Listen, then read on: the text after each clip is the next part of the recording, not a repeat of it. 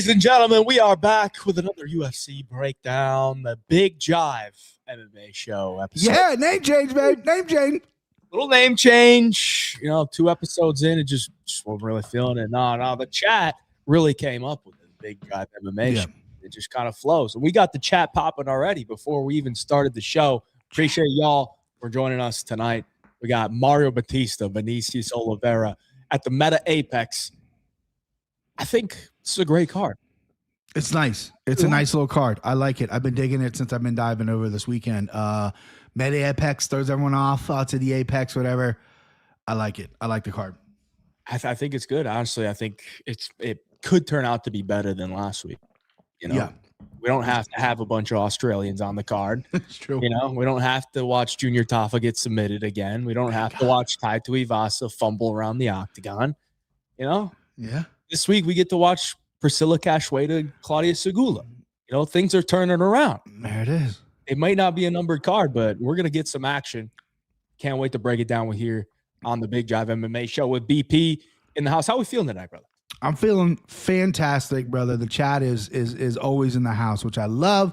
Every single one in that chat is incredible. I've been feeling the love via comments on some other social media platforms. We won't get into it. We don't need to talk about all that stuff. But just your boys feeling grateful, and I'm just a guy. I'm a simple guy.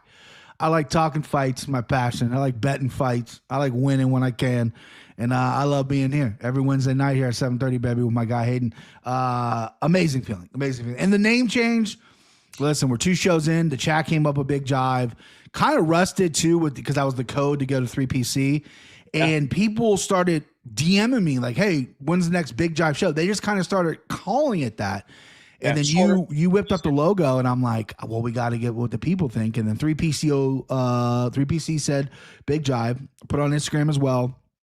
Instagram was a little closer than other platforms, but it was still BigJive. And then Twitter was unanimously BigJive. So we're the BigJive Show now. I'm big, he's Jive, and we're doing it, babe. We're doing it for this card, and I like this card from a betting standpoint. There's a couple proppies I think are juicy.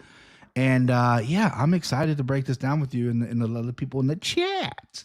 We're going to get frisky with some props later. I can tell you that. Still to come. At the end of the show, we got Empty the Clip segment, which is the most confident play, the 3-punch parlay, a 3-leg parlay, and a sicko parlay. And I got a great graphic for you later on for BP that will surely make you laugh. Also on the show tonight, we're going to have Russ from 3PC. Russ! Halfway through, right before the main card, give you the rundown on 3PC and why you should join up, because you really should. But from him, he'll probably explain it a little bit better than I will. And then we got some giveaway this week as well for the card. So stay tuned for that. But we're going to recap how we did last week. Oh, we got it? We got to do that? Okay. Yeah. Okay, cool. How we did last week, because it wasn't good. Goddamn, Diego! Empty the clip. Mission failed. We'll get them next time. Mission failed. Yeah. Like a massive failure. Big time. Big time. Very confident. Broke both his feet. No excuse. But he fought the same exact fight that he did the first time. I was very frustrated watching that main event. I mean, Volkanovski's amazing. I'm not taking anything away from Volkanovski. Incredible champion, incredible person. I just really was confident that Diego, after what he learned from that fight and then what he did against John Silva, I'm like, oh, we're getting a different guy, right? And we got the same guy, but maybe even a little bit worse. You know what I mean? I think maybe he did better the first time. I think he did worse. Yeah.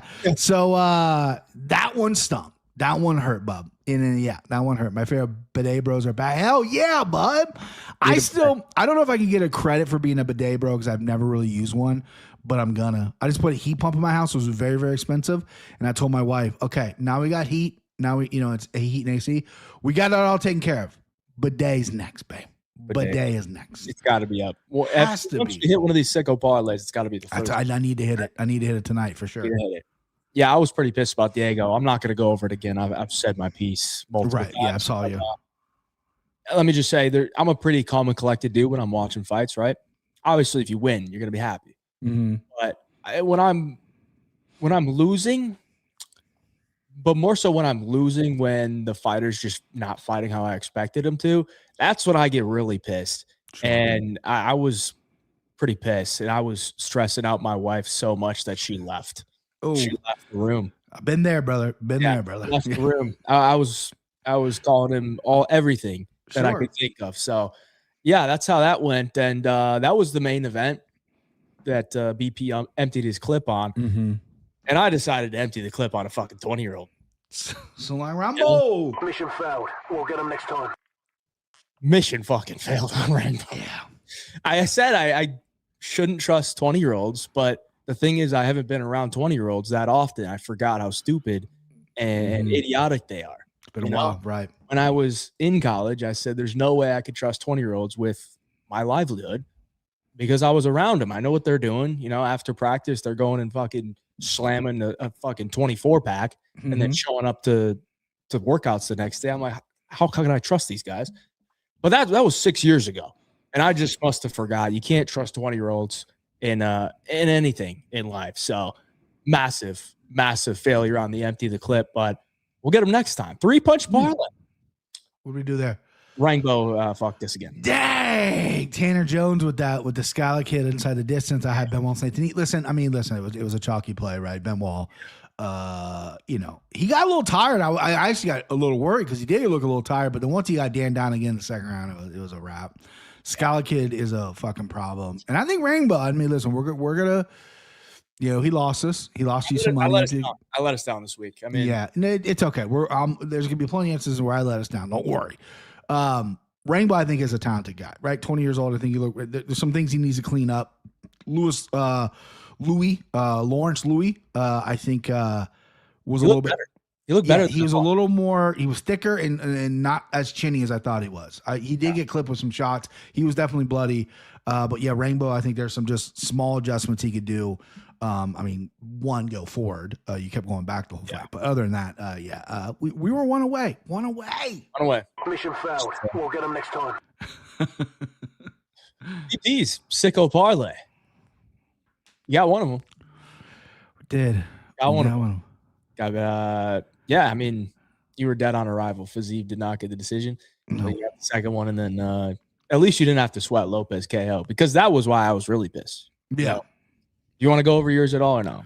Fazeev was the biggest surprise to me. I mean, Lopez, he's fighting Volkanovski, so, I could see it go that way. I just didn't think it was.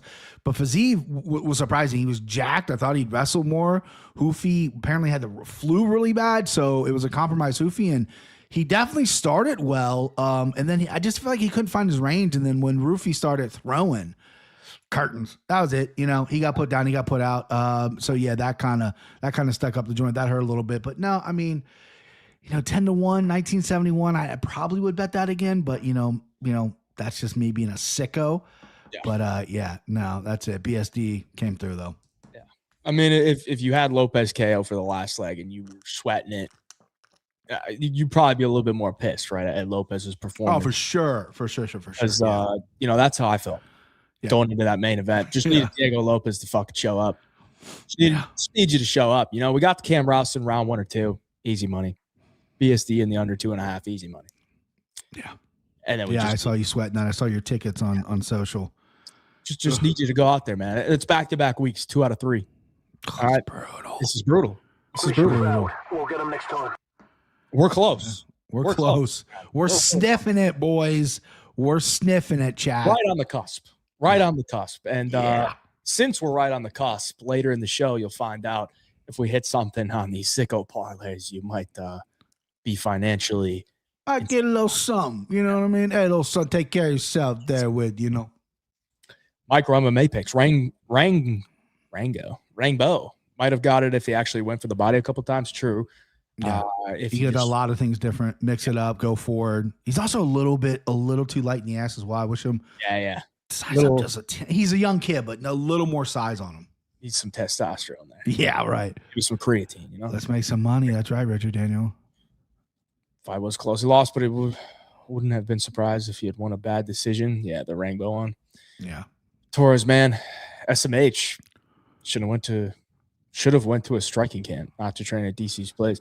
I mean, I'm pretty sure he blew his knee out in the first round. Knee or calf, and then his striking looked bad up until that point anyway. But listen, the kid, I don't think he belongs in the UFC. But the one thing that what impressed me is, and I'm not gonna take a shit all over the guy, but he could have quit.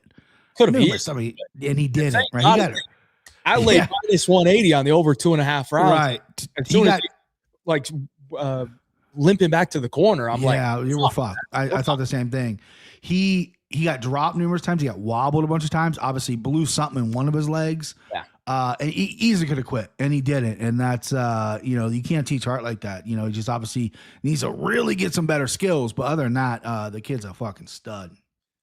Yeah, shout out to him for fucking sticking it out. Yeah. And shout out to the winners of last week's giveaway, the top 3 most profitable on the UFC 325 card. We got JCP 1423, Luna, and Johnny Lawrence. JCP went 10-3, Luna 9-4, Johnny Lawrence 8-3, and Johnny Lawrence a 5-pick winning streak, 5 in a row for Johnny Lawrence. So those 3 won a Zoom call with the man, the myth, the legend, Chase the Dream Hooper. Shout out to them. Hopefully you enjoy that, and make sure you get your picks in, boys, for this week. Let's check out the rankings, eh? Where are we at right now? Luna's at top. There you go, Luna. Trindade coming in number 2. Trindade 7-pick win streak. Yeah, he's a sharp brother. Ballsy. I believe that's my Chicago boy. Okay, you're at 15, so you're ahead of me. John Pork. Where am I? Oh gosh. Oh gosh. 42nd. Golly. Damn, bro. Wow. I mean, not as bad as Dung Mo, though.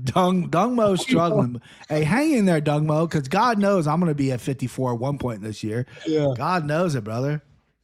Dung Mo, just keep doing you, man. Just keep doing you. Your luck's going to turn around. Fire away, brother. John Pork, shout out John Pork. 4-5 win streak for John Pork.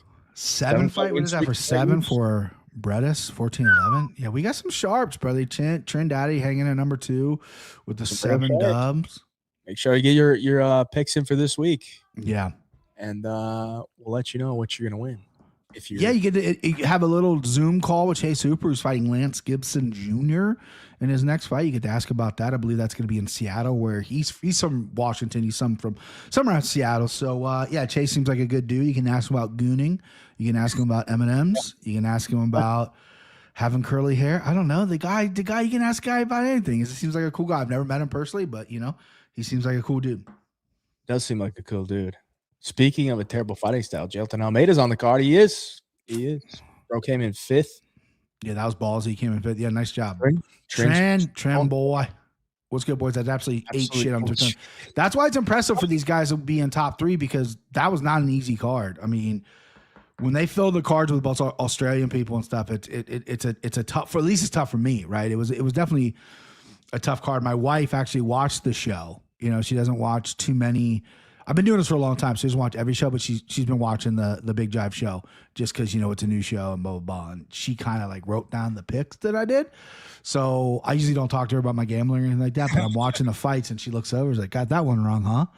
And I look over at her like, "Yeah, how the fuck do you know that? Like, what are you doing?" And then she told me she had my picks written down. Oh man. At least she writes them down. My wife just asks me, and usually it's right after a loss, and then I gotta be like, "Yeah, I had the guy that fucking lost." I had the guy, and I can't tell my kids who I'm betting on, because they're like, "Hey, who are you betting on, the white shorts or the black shorts?" And I'll be like, "Oh, the guy in the white shorts," and they'll be like, "Come on, black shorts." And I say, "What are you doing?" I if I make money, I buy you stuff. Like, whoa, you got to root for me. What are we doing? Picking the whole card is difficult. We do it. We do it. We pick the whole card. I did. I missed one fight last week. I did not pick it on accident. I thought I did. I didn't hold it long enough. And I went back and I saw that I picked every fight but that one. So I wanted to admit that was an accident on my part, an oversight. This week I'm picking the entire card. I apologize. Which one was it? I can't remember which one it was. I think it might have been the Nakamura fight. The fight that I got right, the underdog that I got right. I think that was the one I forgot. It was one of the earlier road to the UFCs. I just didn't hold it down long enough. I can't remember exactly which one it was, but I almost feel like it was the Nakamura who had that nice little comeback win for your boy. What do you say? Should we break Let's do it? Chat, you ready, chat? Let's go, chat. W's in the chat. Like up the stream for us. let's hop into this breakdown. Started off with some women's MMA. We got Priscilla Cachoeira coming in at plus 133. Claudia Segula minus 153. Minus 153 on Claudia Segula. 1-1 in the UFC. Coming off a big win against Arina Alexeyeva. Priscilla Cachoeira, first KO loss in her career, her last time out. Gets knocked out cold by Jocelyn Edwards in the first round. She is 37 years of age. She's the lady with a lot more UFC experience and professional MMA experience. Coming in here as the dog. She's usually the underdog. I don't remember a time where Priscilla Cachoeira was a favorite, but when I'm looking at this one, BP, I mean, in no world did I think Claudia Segula would ever be a favorite in the UFC. Sure. What do you think, bro?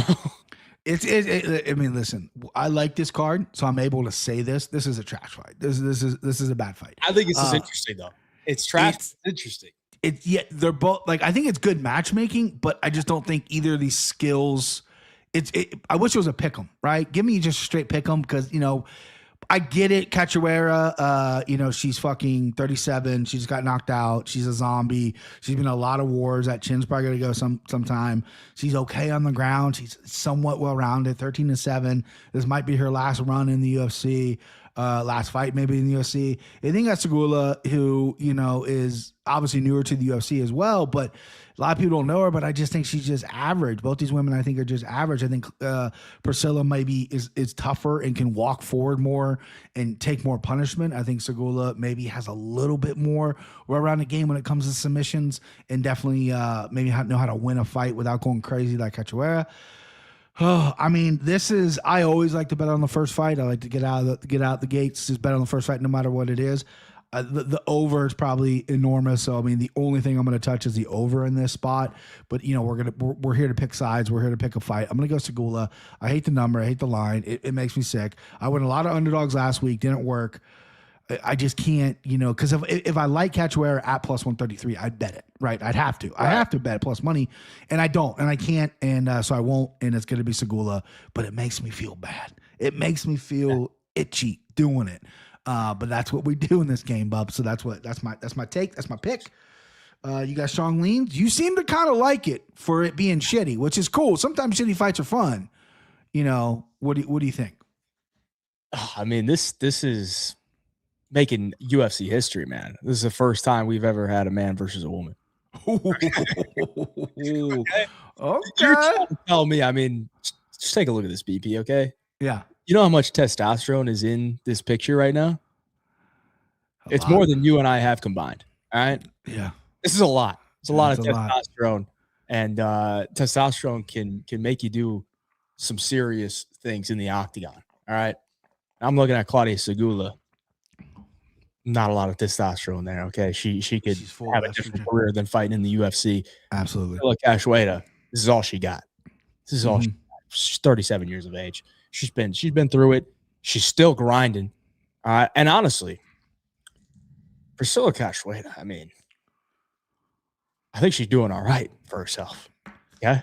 Oh, I mean, that girl's beautiful that she's with. She's doing pretty well. She's doing pretty well. So she knows her way around. And I think she's going to find her way around Claudia Segula here. I took Priscilla Cachoeira for my pick. I'm going to say she gets a W here. There's just no way that I could ever tell you Claudia Segula should be a favorite in the UFC until she beats somebody other than Arina Alexeyeva. Yeah, okay? It's tough, for sure. I know Arina Alexeyeva is not a looker either, but, she's not good at all. At least Priscilla Cachoeira has some wins in the UFC. And you look at who she's losing to, right? She's losing to Jocelyn Edwards. Jocelyn Edwards is good. She's pretty solid, man. Mm-hmm. And she's pretty good. She's losing to Jasmine Jasdavicius. She's losing to Miranda Maverick. These girls would run through Claudia Segula as well. Mm-hmm. So I got to go with the dog. Smaller octagon. She's going to get in your face. She's going to throw and she's going to go. And Claudia Segula, she's kind of just out there throwing overhands too. Mm-hmm. And unless Cachoeira's chin is just completely cooked, which I don't really think it is. I think Edwards is just, a much better striker and caught her with a big shot. I think she could walk through those punches and deliver some damage. Get the old Segula out of there. Nice little dog hit for tonight. If it hits for you, bub. Both girls are low level. So very true, KC MMA. Pickle fighting ears can't fool me. Cachoeira King. Cash King. Yeah, when I don't know if you know this, if you're familiar with the lesbian scene, but a lesbian that is the way she is Cachoeira, the way she presents herself, the way she looks, the buff, the hair, whatnot. They're called studs, right? She's a stud, right? Yeah. So a lot of studs. I went to high school with a girl who's a stud, and she still identifies as a woman. She does construction, very manly. But when I used to have Facebook, I would pop up on Facebook. She dated just hot chick after hot chick. I'm like, this girl, and she's not very good looking. He's just getting fucking stud. This stud is getting all the chicks. I mean, hot women. I'm like, what is happening? Good for you. But yeah, Cachoeira is a stud. I don't hate the play. Listen, I'm not going to argue against anybody doing it. It's a gross fight for me. Yeah, no, it's gross. Super gross. Let's move on from it. We got Nico Price stepping in on short notice to take on Nikolai Veretennikov, sitting at minus 235. Nico versus Nico. The 36-year-old Nico Price has had a much longer UFC career. Looks like he might be more past his prime than the also 36-year-old Nikolai Veretennikov, who's 1-3 in the UFC, coming off the loss to Puna Hele Soriano. Nico Price coming off the loss to Jacoby Smith, round 2 submission loss. I mean, you take it away, BP, because I mean, yeah. I don't know why they had to make this fight. Didn't really make any sense to me. I felt like this isn't a fight that needed to be on the card, but maybe they got some contract obligations. Yeah. I think that's what it is. I think they're trying to get rid of Nikolai. I mean, listen, he's he's got 1 win in the UFC, right? What is his losses though? Like, I mean, so he's got 4 losses and 1 win. Got knocked out by Vanderford, split decision win over Prado, which, maybe he didn't win that fight, and then just absolutely got dog walked in the Puna fight where Puna just took him down. He landed 9 strikes. And he entered Nico Price, Nico Price is an interesting dude, right? Like, I mean, he's got like 1,400 kids, right? So this guy's testosterone's popping. He's always constantly fucking. So he's in decent shape, right? And sometimes he goes out there and he's a blood or guts guy, and he's in the war and he goes through a decision. He might lose, he might win. Other times he just gets deaded with a right hand like fucking Robbie Lawler killed him, right? In Robbie Lawler's retirement fight. So Nico's a really hard guy to cap. However, Nikolai is a guy who doesn't know who he is yet, right? He wants to be a striker. He's got 9-2 with the KOs, but he likes to grapple as well now. He's down in Florida, or was in Florida for a bit, and, he wanted to grapple people. He started to really work his grappling. Well, Puna exposed that, and I think Nico Price off his back is okay, but I think Nico has some decent takedowns in there. He landed 2 his last time out when he fought, and his hands have power, but it's really herky-jerky. His striking is nothing fun to watch, but he does obviously possess some kind of power in there, and Nikolai has been slept in the past as well, so this is a tough one. They booked this. They kept Nikolai in the card so they could get rid of his contract. I think win, lose, or draw, he might be done here unless he's going to take significant less money. I think Nico's probably got like an 8-fight deal already signed. They got to keep a guy like him around just to throw in there to fucking for some of these young guys. I'm going to take a shot on Nico Price at plus 200. I don't love it. But I just don't think Nikolai needs to be minus 235. I know Nico Price is definitely not in the prime of his career. He's 36. I think that's a lie. I think he's 46, but I think he's going to, have a competitive fight here. I do. I think there's more ways for him to win. I think he had a couple early submissions in his UFC career. I'm not saying he's going to submit this guy, but there's a couple early ones. He's had 2 in his UFC career. So I would be interested to see if maybe something like that down the road, if we're going to play the long game, because I don't know if I'm going to touch this on a money line standpoint, but maybe throw a couple bucks on like maybe a long odd submission Nico Price just to have a little fun with it, because this fight's not super high level. But yeah, I can't get on the Nikolai side. I'm going to go Nico Price. He's fighting a corpse. Yeah, there it is. Fucking corpse, bro. Yeah, okay. He's a corpse, bro. Like, I really want to take anybody other than Nikolai Veretennikov. I know. But not Nico Price. Nico he's probably closer to 50 in like fight years. And when you got all those kids at home too, dude, like you ain't get no rest. I mean, the reason he's fighting is he's got those kids. Yeah, he's got in Florida. And he's probably taking this short notice fight because, one, he doesn't have to go through a fucking training camp. He can just show up on fight week and do the thing, get his paycheck, and go home. does he really like care if he wins or loses? I don't think so. I think he's just showing it up. Yeah. But I mean, it's based on his Instagram. Seems like he's in the gym. I think he owns his own gym, right? And Probably at this point he would have to, I imagine. Yeah, he's probably in the gym, most of the days and stuff, which is fine. It never really looks like he's, super out of shape. He looks like he's always in shape. Well, he just moves so fucking slow, man. It's just weird, it's like plodding. he's like covered in molasses. And that fight he had with Alex Morono, who we'll talk about later, who is he's fighting a corpse. Also a fucking corpse. It was just one of the worst fights I've ever seen. Yeah. So yeah, I pick Veretennikov because I think that most people should be able to beat Nico Price at this point, but Veretenikov's takedown defense is pretty shit. I don't even think his striking is that good, so not a chance in hell I'm laying minus 235 on him. That's about all I got on that one, boys. A couple of doozies to start off the card. Nico has the durability of a Nature Valley granola bar. Jesus, dude. Lazy Bet MMA with the best commenter in the game. That is so funny. Elite comment. I'm worried about Nico's gas tank, especially on short notice. Yeah, it's probably not going to be good. And if you decide to grapple for 3 rounds, it's definitely not going to be good. Yeah. They say you take 90% of damage in training camp. The stat doesn't take into account how much extra damage you take in a fight you didn't train for.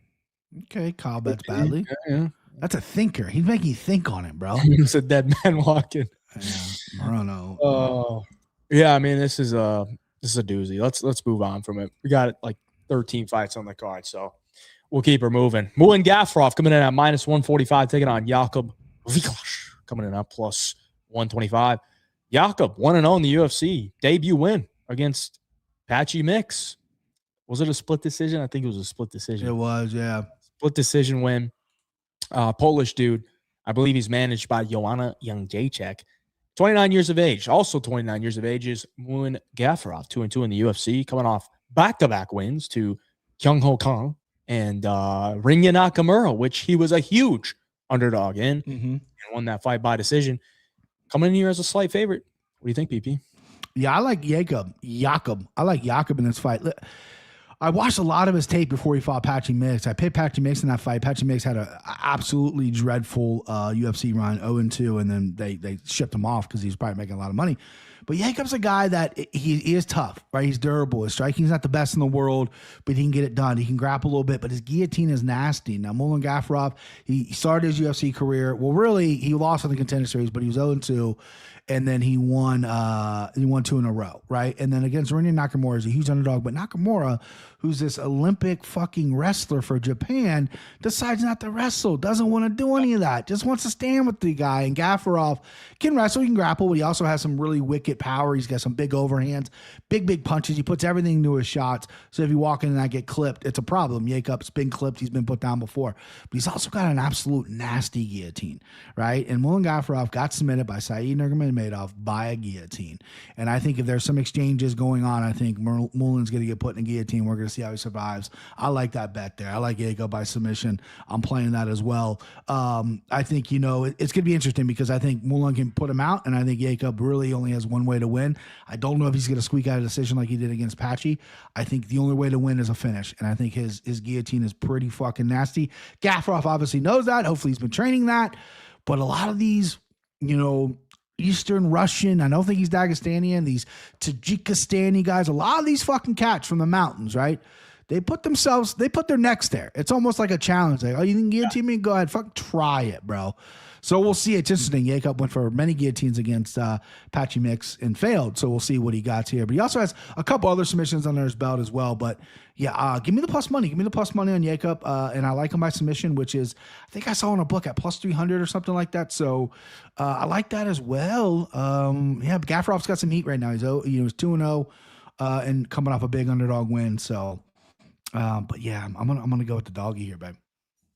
You remember the first show we did of the year making predictions, and one of the predictions was the fighter to have the most submissions in 2026. Yes. And I ultimately went with Jafel Filio, but I was considering Jakub Viklas.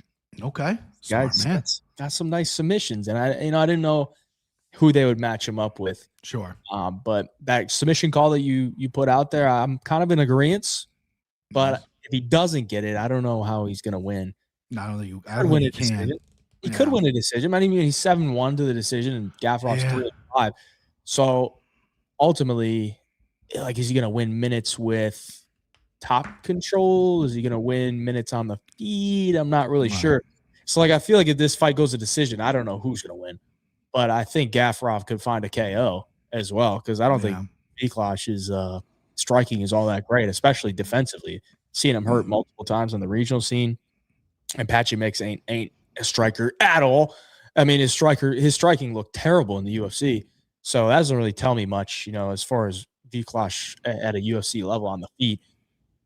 So, I kind of think maybe take Gafrov KO and Viklash sub. Yeah. Because I think you hate that 4-1 on each of them. Maybe just throw a couple darts there. Because if it goes to decision, I'm not really sure. Ultimately, I did pick Muin Gafrov just because I feel like he's probably a slightly better minute winner on the feet, and I don't really see Viklash like taking him down easily, right? Unless he's able to like get taken down and then sweep. But also, I'm not really sure if Gafrov's going to wrestle him, because, like, why would you wrestle him? Yeah, why would you stand up with him? Like, fucking, why, don't even exchange. Viklash slowed down a little bit in the Patchy fight, too. Hopefully that was obviously UFC jitters. That could have been a cleaner win for him if he didn't slow down. But he's got to be prepared here, because Gafrov, again, he's going to be swinging for the fucking fences. He's going to be taking this dude's head off. Viklash has decent kicks, poor body language when he gets hit. And sometimes he doesn't actually get hurt, but he looks like he gets hurt. Marlon Gafrov punches this guy in the face real good. Yako going to be more physical. Gafrov sloppy entries will open up opportunities for grappling sequence. That's his.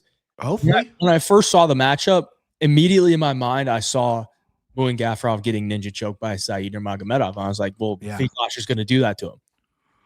But like, now I'm not really sure. Like, after I watched tape, I'm like, I'm not really sure that's going to happen, but it is a possibility. Yeah, sure. But sometimes when you look into a fight too much, then you like just you second guess yourself. You overdo it. Yeah. It's like, oh my God, he could do this, he could do that, and then you're like, wait, there's 1,400 possibilities here. How am I going to pick it? It's like Luca Fury. If you ever listen to Luca Fury, he'll give you 15 different ways a fight can end, right? And kind of lean one way. And then when the fight ends the 15 ways he said it could end, he goes on Twitter and goes, I told you it would end that way. I fucking told you. Yeah, no shit, dude. Everyone can predict that, brother. What are we doing? The OVs always win. Well, they're not in Abu Dhabi, so they can lose. If they were in Abu Dhabi, then it would be a max bet on Gafrov, that's for sure. Paralysis by analysis, exactly. Sometimes the initial read is just right, It's the read. Also, a lot of times you look at stuff and you're like, yeah, no, that's just not going to happen.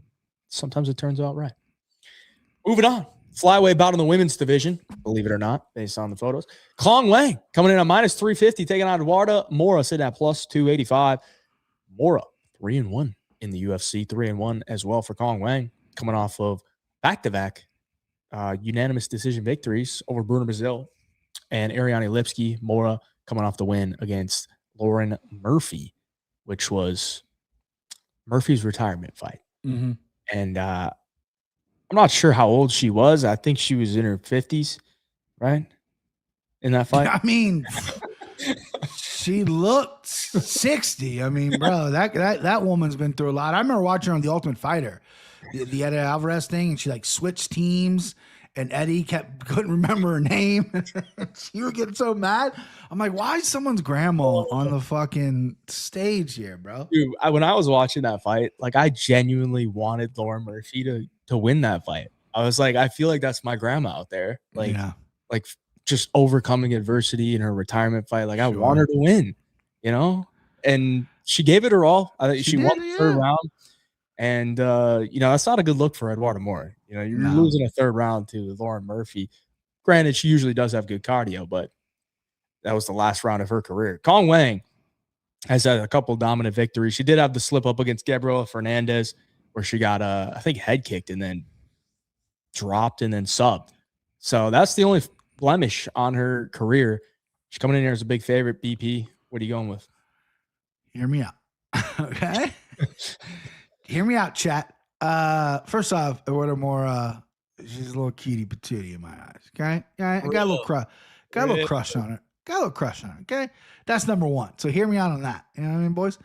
Number two, Kong Wang, she's she paints her face like the Joker. She's got phenomenal striking. Her volume is very good. It'd be great for China for her to win, to have another female in there. And I'm sure she's got all the money and all the backing training her. But the ground game is not good. It's not good, and it's not to the level yet. Yes, she's working on her takedown defense. Hopefully he's improving, but it's not there, right? And I don't love this fight on paper, as a guy that knows chicks. Someone just said, just say you like lesbians, Brian. Is Eduardo Mora a lesbian? Am I thinking of the right chick? She's taken. Damn, I did not think so. I did not get right there. She kind of looks like an English bulldog. I might be thinking of someone else. Dude. Looks like an English bulldog. Yeah, she's in love. Completely. Yeah, she's dating a stud. Yeah. Okay. So yeah, cross that one off, boys. Kind of both on the stud level, but yeah, right. Yeah, the two studs dating. So cross that off. But anyway, I'm gonna go Mora here, and the only reason I'm picking Mora is the only reason I'm doing it is because submission is 10-1, right? And I'm intending to play that. I think if Kong Wang gets in a bad situation on the ground, she could get submitted by Mora. I think Kong Wang takedown defense is improving. Everything's great. She go out there and fucking stomp Mora. Stomp her, and I would not be surprised. But when you're hanging at 10-1 on somebody whose jiu-jitsu is very blue belty to me, worse than blue belt, right? I gotta take a stab at a girl who can actually finish the fight on the ground, and that's Mora. I don't love it, right? My pick will be Mora, but I'm not going to do the money line. I'm going to only play submission only, and Mora by submission 10-1. I can't get away from that. Yeah. Stud finders with BP and AJ. That's a great one. Yeah, dude. I'm fucking apparently attracted to studs. You break your down. I'm gonna look up who the fuck I'm thinking of, because it definitely ain't this stud here, bub. Well, I mean, if you're gonna bet Mora, I think you would probably go for that sub. I don't see anything else hitting for Mora. And honestly, I think you're kind of you're shooting for something that probably ain't there, BP. Because Kong Wang, I think Kong Wang's gonna piece her up. I'm not like excited about the minus 350 price tag, but I feel like it's pretty warranted. She's got the better cardio, much better striking. Like Eduardo Mora's striking is limited to like a right hand. It's almost like if you were to say Jelton Almeida, go out and kickbox, you can't wrestle this guy. It's probably what it would look like, So, and Kong Wang, nasty fucking leg kicks. I mean, it's like 2 fights in a row where she nearly got like a leg kick TKO a couple times. I think that could happen here. I think it could happen here against Eduardo Mora, because if she gets stuck on the feet with Kong Wang, Eduardo Mora is so plotty on the feet, like those leg kicks are going to be there. They're going to be there, and Wang will bang those fucking leg kicks until the final bell. So I think we could see a little bit of a leg kick damage, maybe into a TKO, or maybe a leg kick damage into a sloppy shot. Kong Wang does have a win by guillotine. I don't know what Kong Wang by sub is, but might be a little flirting with it, flirting with the sub. Not really. Listen, Kong Wang, I think if she really improves her grappling and shows it, I want it to go to the ground. I want to see her on the ground, because she could be an absolute stud and star in this division. I just don't see it yet. Her one really performance on the ground had me really being like, oh no. Which one was that? The one she lost to Fernandez. I know she got dropped and got put down, but I mean, she was fucking nearly KO'd. I know. My worry with Wang is like, I don't know that her chin is the best. I feel like even in fights that she's won, she's like, she'll get hit and kind of like, not like stumble, but like, how you get hit sometimes and you're like shake your head. You're like, whoa. Yeah. Like a little flashy, a little flash. Yeah, a little flash bang. You're like, you're in the fucking pits on block ops, and then the flashbang comes in, and you're just seeing white. You don't know what the fuck's going on. So that's a little bit of a concern, but I don't think Mora's gonna like take her down and rinse her on the mat. Maybe. I mean, we never really seen Kong Wang grapple. Like her takedown defense is 100%. Right. Max says Wang by sub is plus 700. That's lower. That's pretty than good. Mora. Wow, interesting. This guy knows chicks, I guess. I mean, William Robbins. He didn't say that in the first one.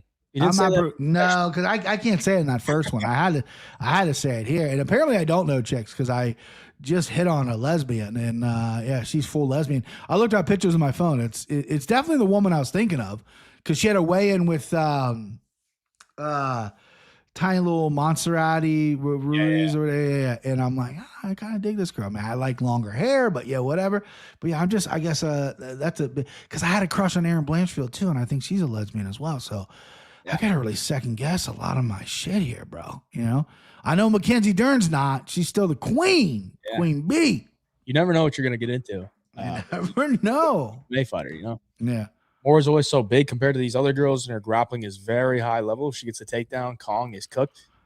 Maybe, man. Maybe. I don't think she's like that big at flyweight. At strawweight, she's huge, but at flyweight, she's like maybe slightly on the bigger side, but not as big as she was at 115. I think the line is a bit wide. Yeah, I mean, I could see it. Women's grappling MMA path, like you might want to take the plus 300.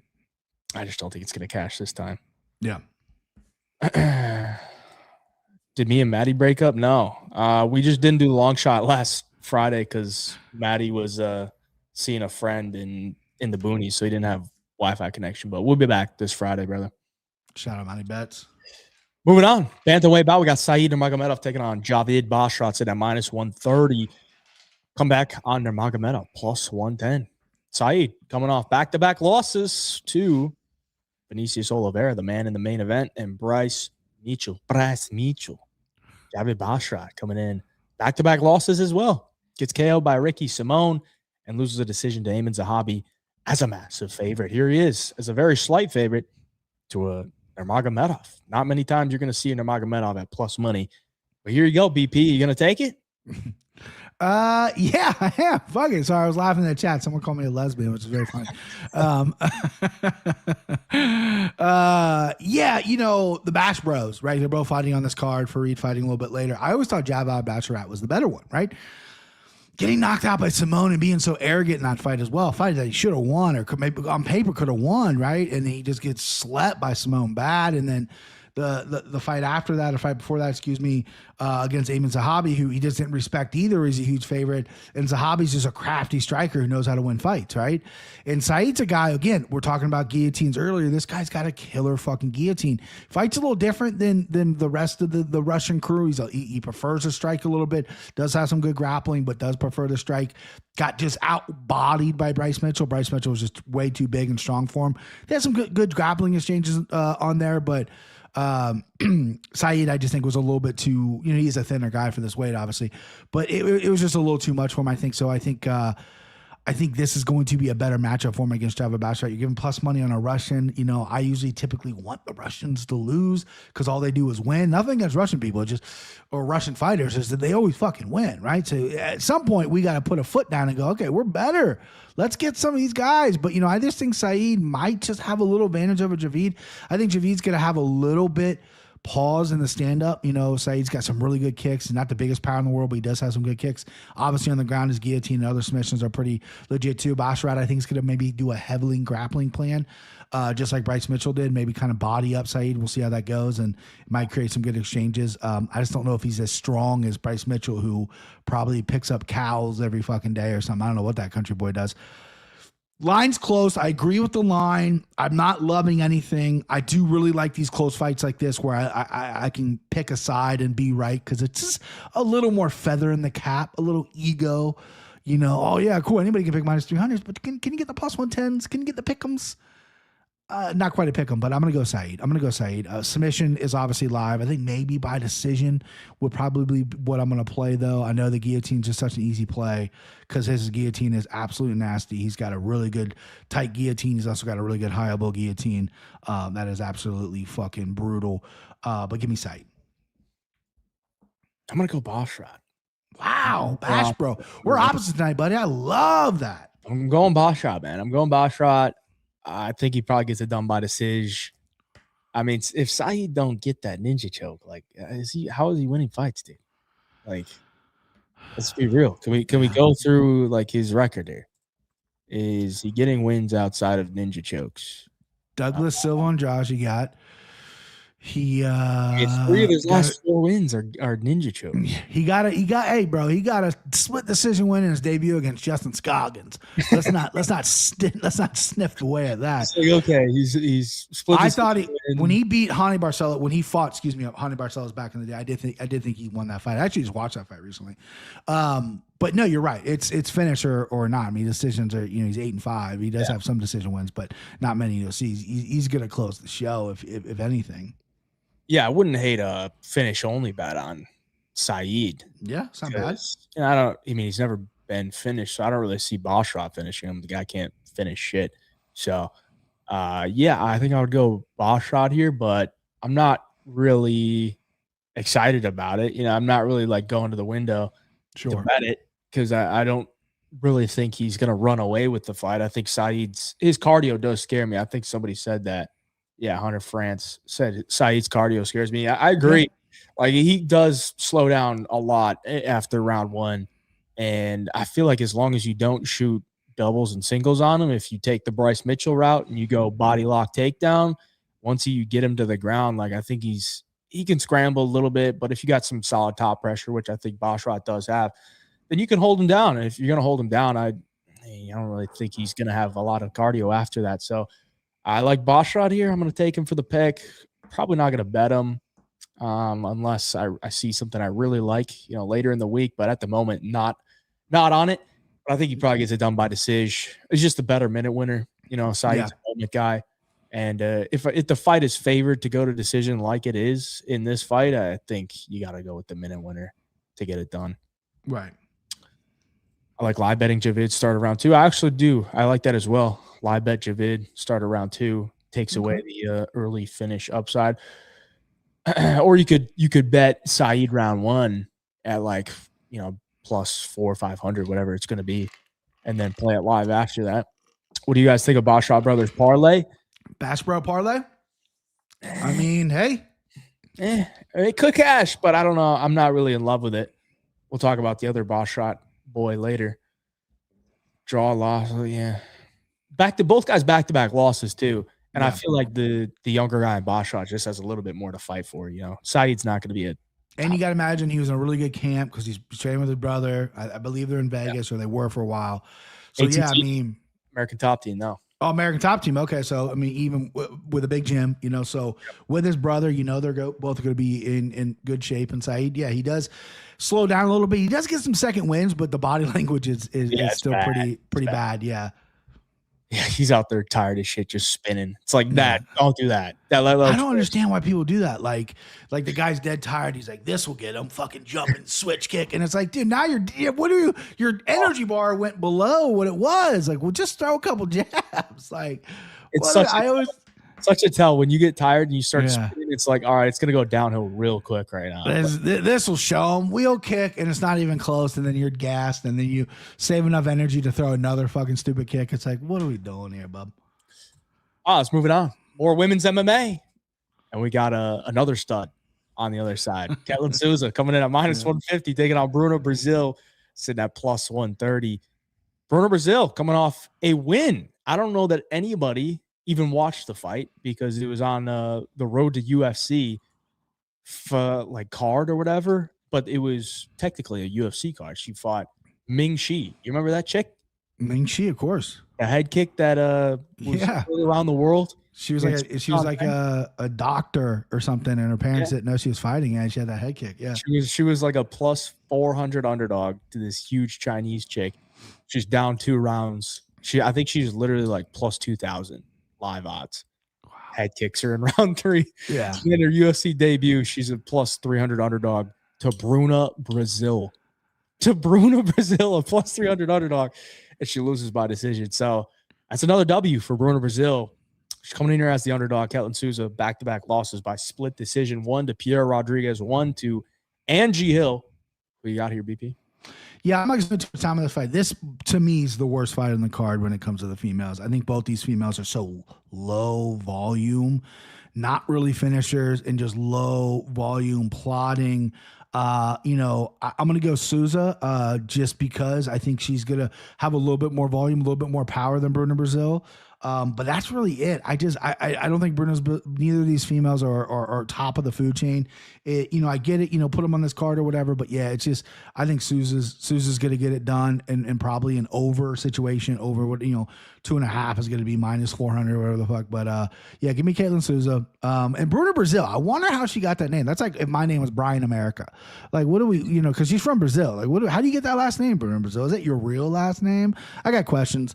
But give me Caitlin Souza to get it done, but I'm not overly confident. This will be probably when I order my dinner. I'll order my dinner and I'll time it to it arrive right when this fight happens is what I'm gonna do. So yeah, I'll be watching this, but no skin in the game. I like this one. I like this. Golly, that's surprising. Really? Yeah. I like Caitlin Souza here, man. I think I'm glad we agree on that, but I think it's a bit of a, I don't want to say a steal. It was a steal. All right. I bet on her at minus 105. Okay. I saw her at like plus 110, plus 115 or whatever the night before, Saturday night.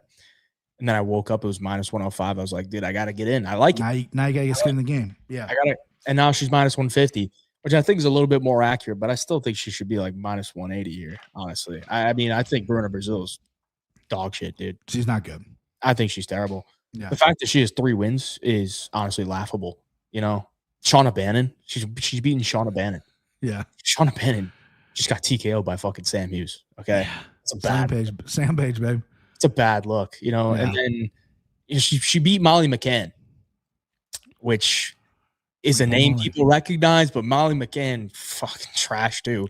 And then she beat Shi Ming. Like, that's a UFC win on her record. Right. And other than that, she's getting dog walked by Denise Gomes, got TKO'd by her. And if I'm looking at Caitlin Souza, I'm seeing a Denise Gomes, man. Like, that's literally what Caitlin Souza is. She's a girl that's going to go in there. She's going to throw hard leg kicks. She's going to throw big bombs with her hands. And she's going to fucking go for it. She's kind of like a Jessica Andrade as well. I think Caitlin Souza is going to make it look easy. I could see her finishing her. I like your confidence, brother. I think she could finish her.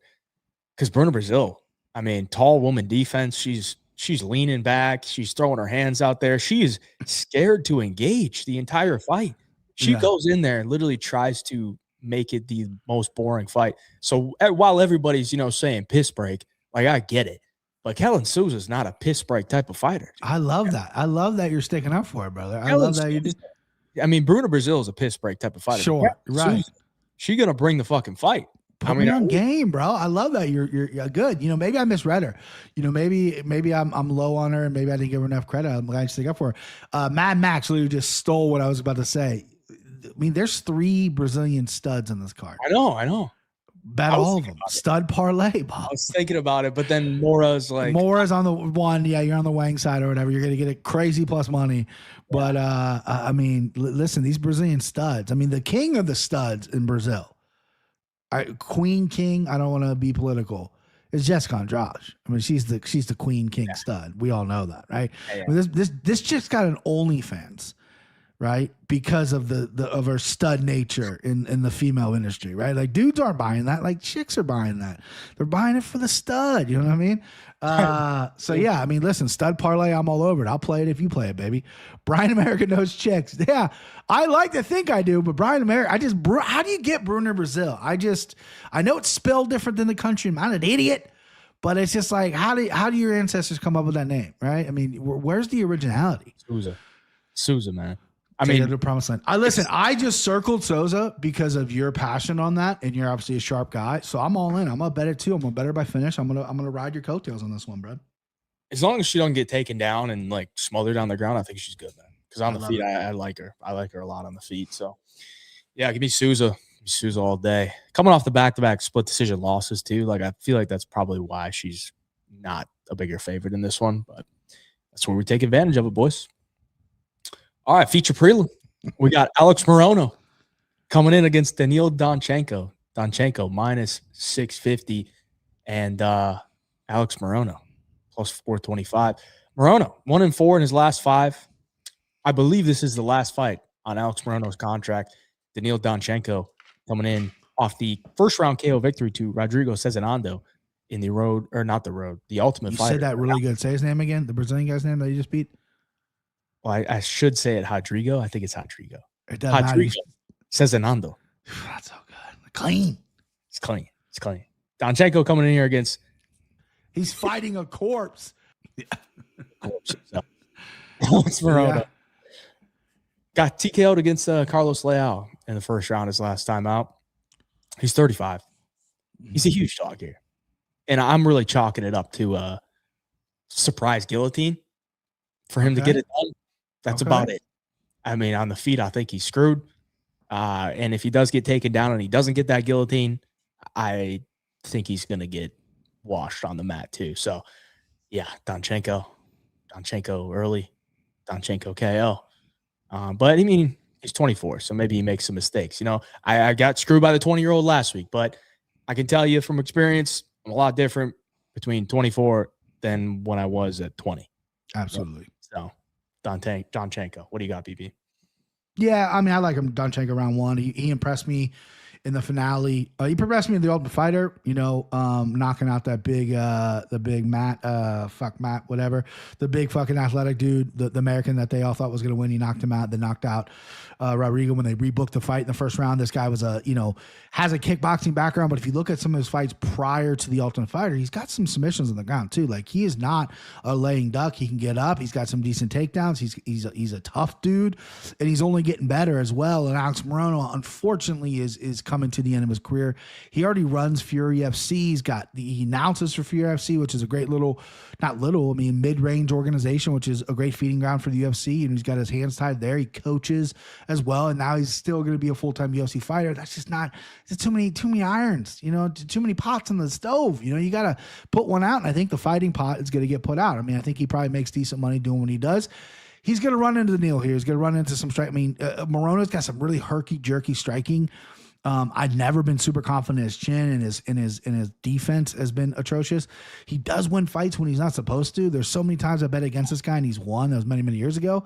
He's at 1-4 in his last 5, which is not great. I mean, he lost that horrible fight to Nico Price, but I just think Neal is a guy that I think we really need to look at here. I think he's actually a talented dude. I think sometimes, since the Ultimate Fighter isn't what it used to be, Contender Series now trumps the Ultimate Fighter. Some of these winners maybe get overlooked, and I think Neal maybe got overlooked a little bit. I think this kid's legit. Not overlooked by the books, obviously, at minus 650, but I think this dude, I think he's actually pretty good here. I think he's going to go out there. I like him round one. I mean, him by KO, I think is probably minus money at this point. Him to win by knockout is like minus 190. So I don't know if I'm going to get there, but I'm definitely going to get there maybe round one. Catch Moreno early. Moreno get his ticket, or get his cash, his check, put the gloves in the middle. Bada bing, bada boom. Or maybe he'll turn around quick and go do he'll do the goddamn Houston card or whatever the fuck that's coming up. But yeah, I like Donchenko big here, bub. And listen, it's such a chalky play. I'm sounding like an asshole talking up at minus 650. I get it, but I think the ceiling is high for this kid. I do. I think his skills are legit. And I think him on the ground is better than what people get credit for. And that's just going to keep evolving as well. I think he's still. I got to figure out what camp he was. I think he was still kind of over there in. He's in Sanford. Sanford. Okay, he's at Sanford MMA. Okay, good, perfect. Yeah. I think he's a long-time training partner with Fiziev as well. Okay, perfect. Yeah, I know he's managed by my boy Danny Rubenstein. Okay, I asked him about him, and he said that. So he's 24. So I mean, he's been training for a while, 14 professional MMA fights, and at the end of the day, like. He's fighting a corpse. Yeah. Corpse fight. I can't say it. I can't say it until I get it right? Because then it becomes a jinx. Play the sound effect. But this is a corpse fight. Corpse watch right here for Alex Moreno for sure. It all went downhill. You remember when he fought Ponzinibbio? Yeah. And he got winning. Got hit so hard, his face. It looked like he had a stroke. Like his face. I was concerned. I was concerned for him, bro. I was concerned too. And then, he gets a guillotine choke on Tim fucking Means. It's just what happens when you fight Tim Means. You can submit him.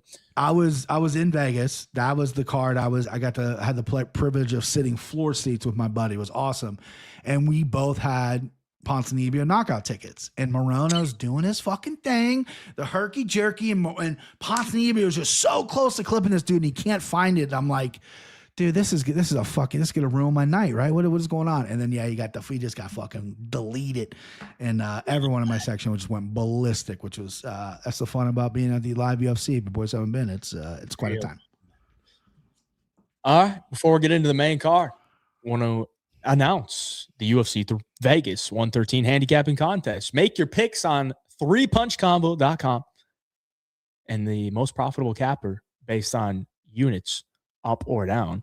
Hopefully the winner's up. Imagine if the winner's like only down like a little bit. That'd be crazy. That'd be crazy. The most profitable capper wins. You're going to win a $50 wager funded by 3PC on each of the sicko parlays that we're going to give at the end of the show, which make sure you stick around to see what those are, because they're pretty juicy. They are pretty juicy.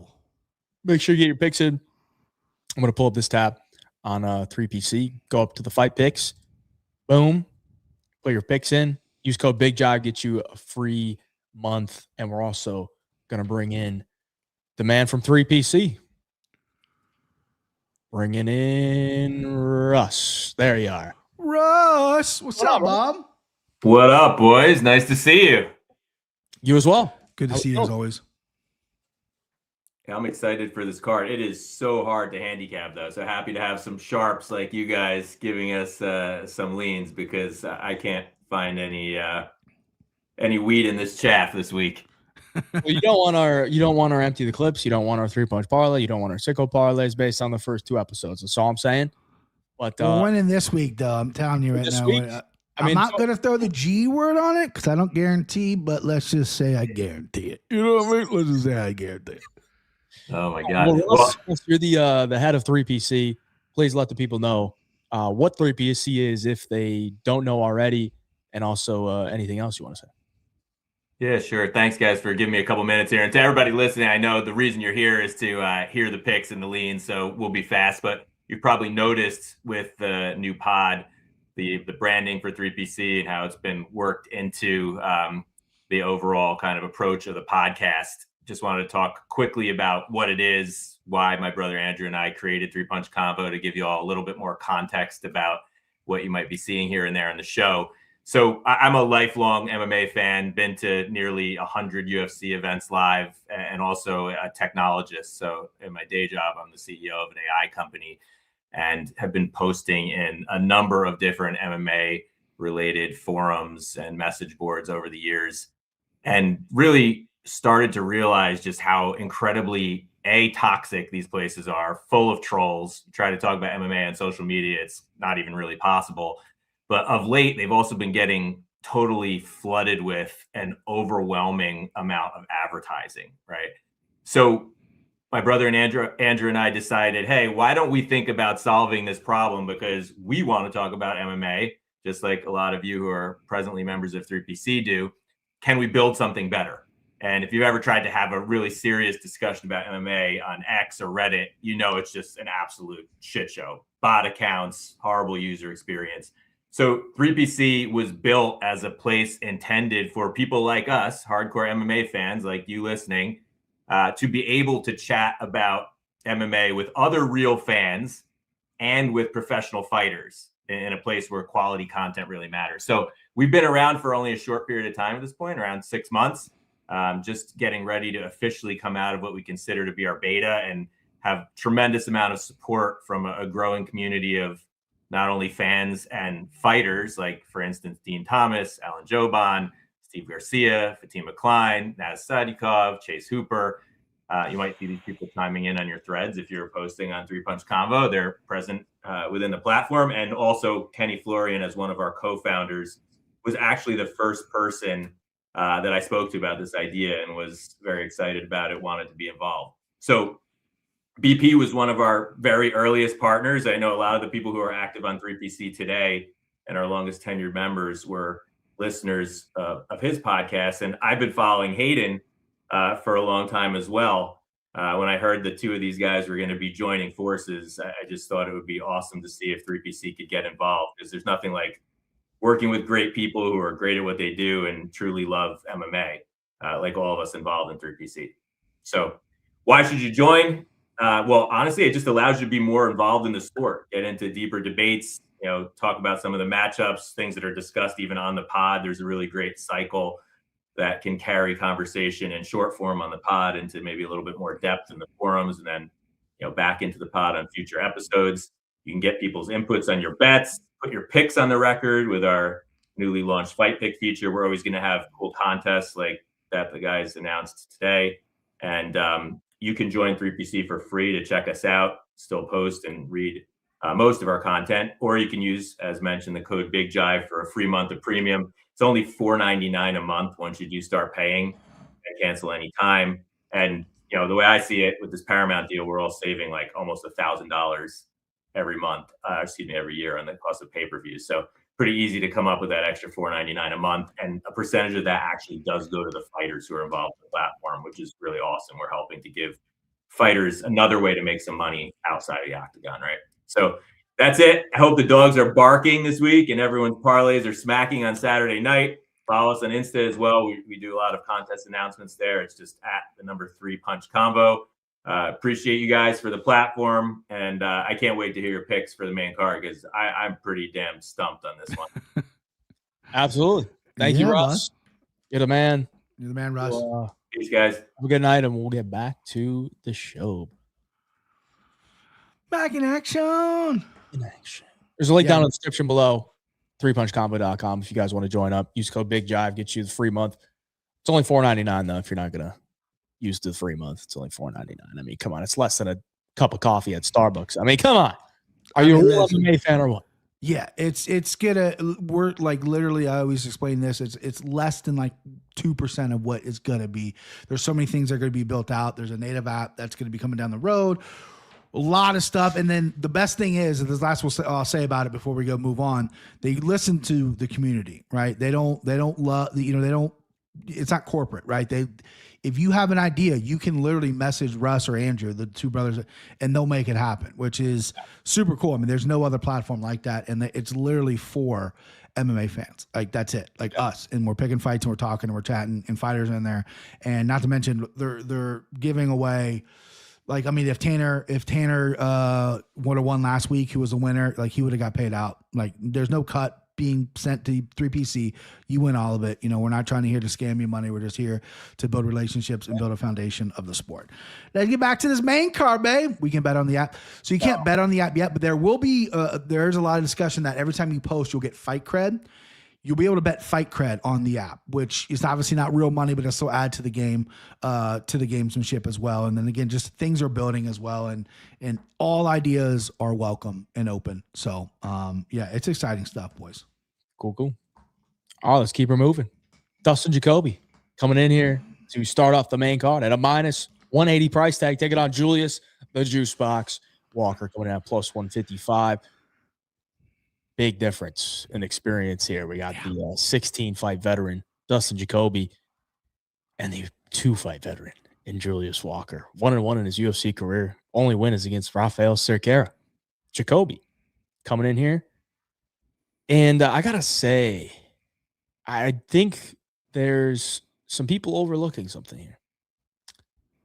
Dustin Jacoby was just in Australia. Sure was. For UFC 325. Yeah, he was. So he had to travel to Australia last week.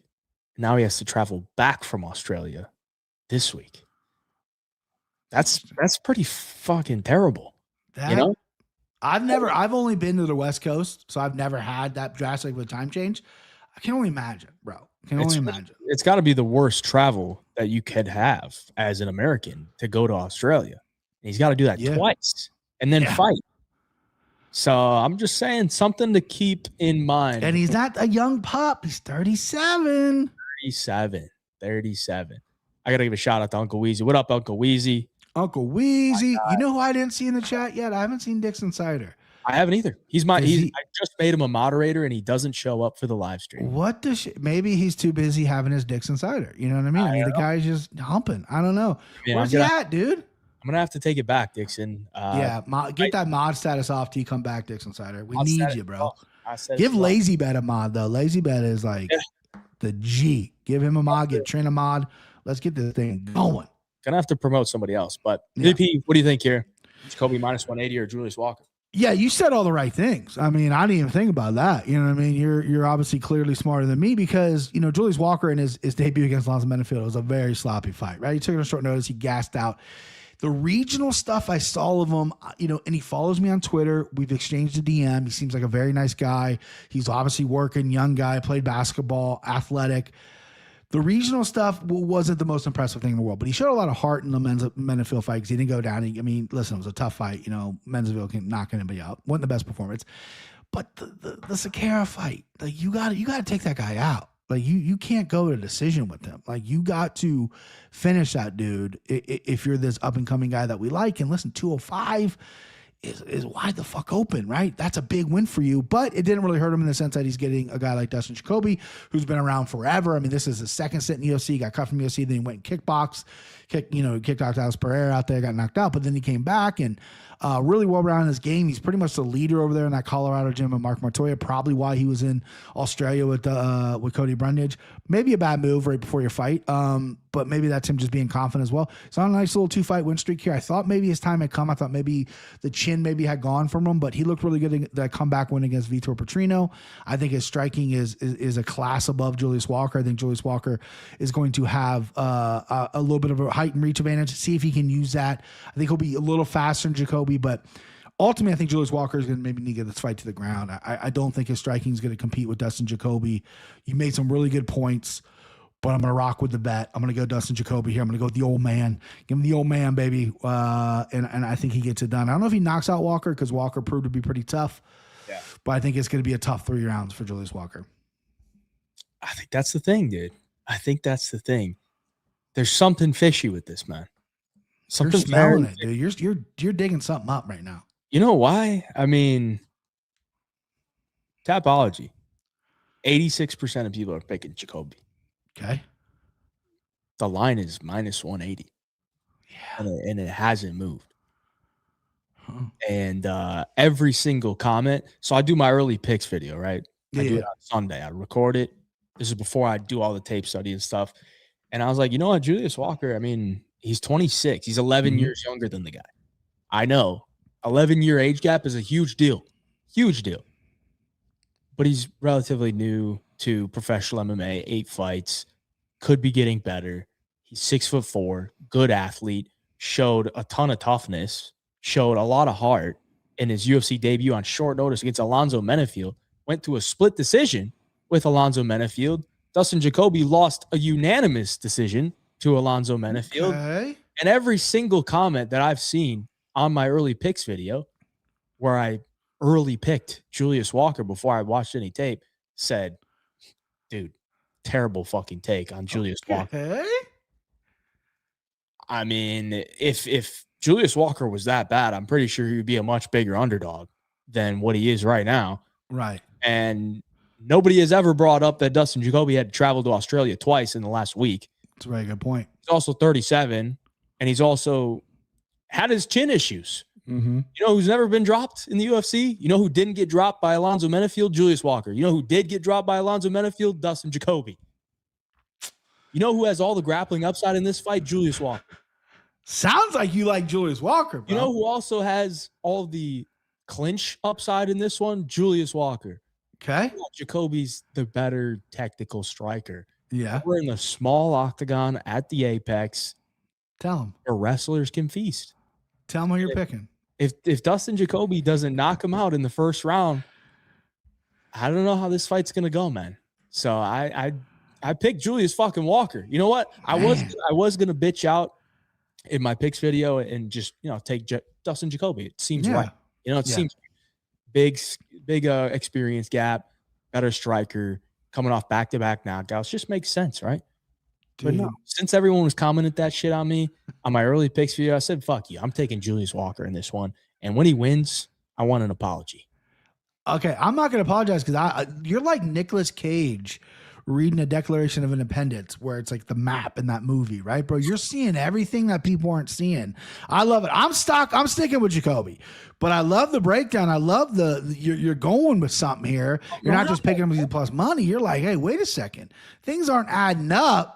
I like that. I like that a lot, bub. But I'm still rocking with Jacoby. But I like what you did there. it doesn't matter if he was in Australia for weeks, because he's never, ever in his life had to travel from Australia back to the United States to fight in the United States. When has that ever happened? The week of the fight. He was in Australia Sunday morning. Had to travel back. He's probably going straight to Las Vegas. Yeah. And he's 37. He's 37. Yeah. I mean, it doesn't, you're telling me they would just give you Justin Jacoby at minus 180 if 86% of people on Tapology think he's going to win? It doesn't make sense, man. Doesn't make sense. I just want to stick up for Hayden for this point right now. Again, I'm so rocking with Jacoby, and I'm not a professional athlete by any means. The last time I went to Vegas, it's a 3-hour difference from Cincinnati. I went to bed at 7 p.m. Vegas time. So, it messed with me. You know what I mean? So Justin Jacoby, listen, traveling, Grove Crossing, 15 hours, I think is Australia. It's 15 or 13 hours? It's a lot, bro, on the body. But I think Jacoby also sometimes, I'm not talking myself on my pick. But I think Jacoby sometimes, he's seen it all. He's fought high-level guys in MMA and kickboxing. It almost feels like he might be phoning this one in, taking it not as serious. You know what I mean? Still not talking myself out of it, but let's call a spade a spade. I mean, why would you go to Australia? I don't know. What chat's going up and down. Who knows? Easy KO for Dustin?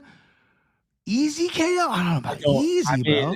I think Julius Walker's got a pretty good chin, man. Like, I don't know. And everyone was saying, dude, like shitting on Walker because he couldn't finish Rafael Cerqueira, which, yeah, I mean, you probably should finish him, but it's not like he was going life and death with him.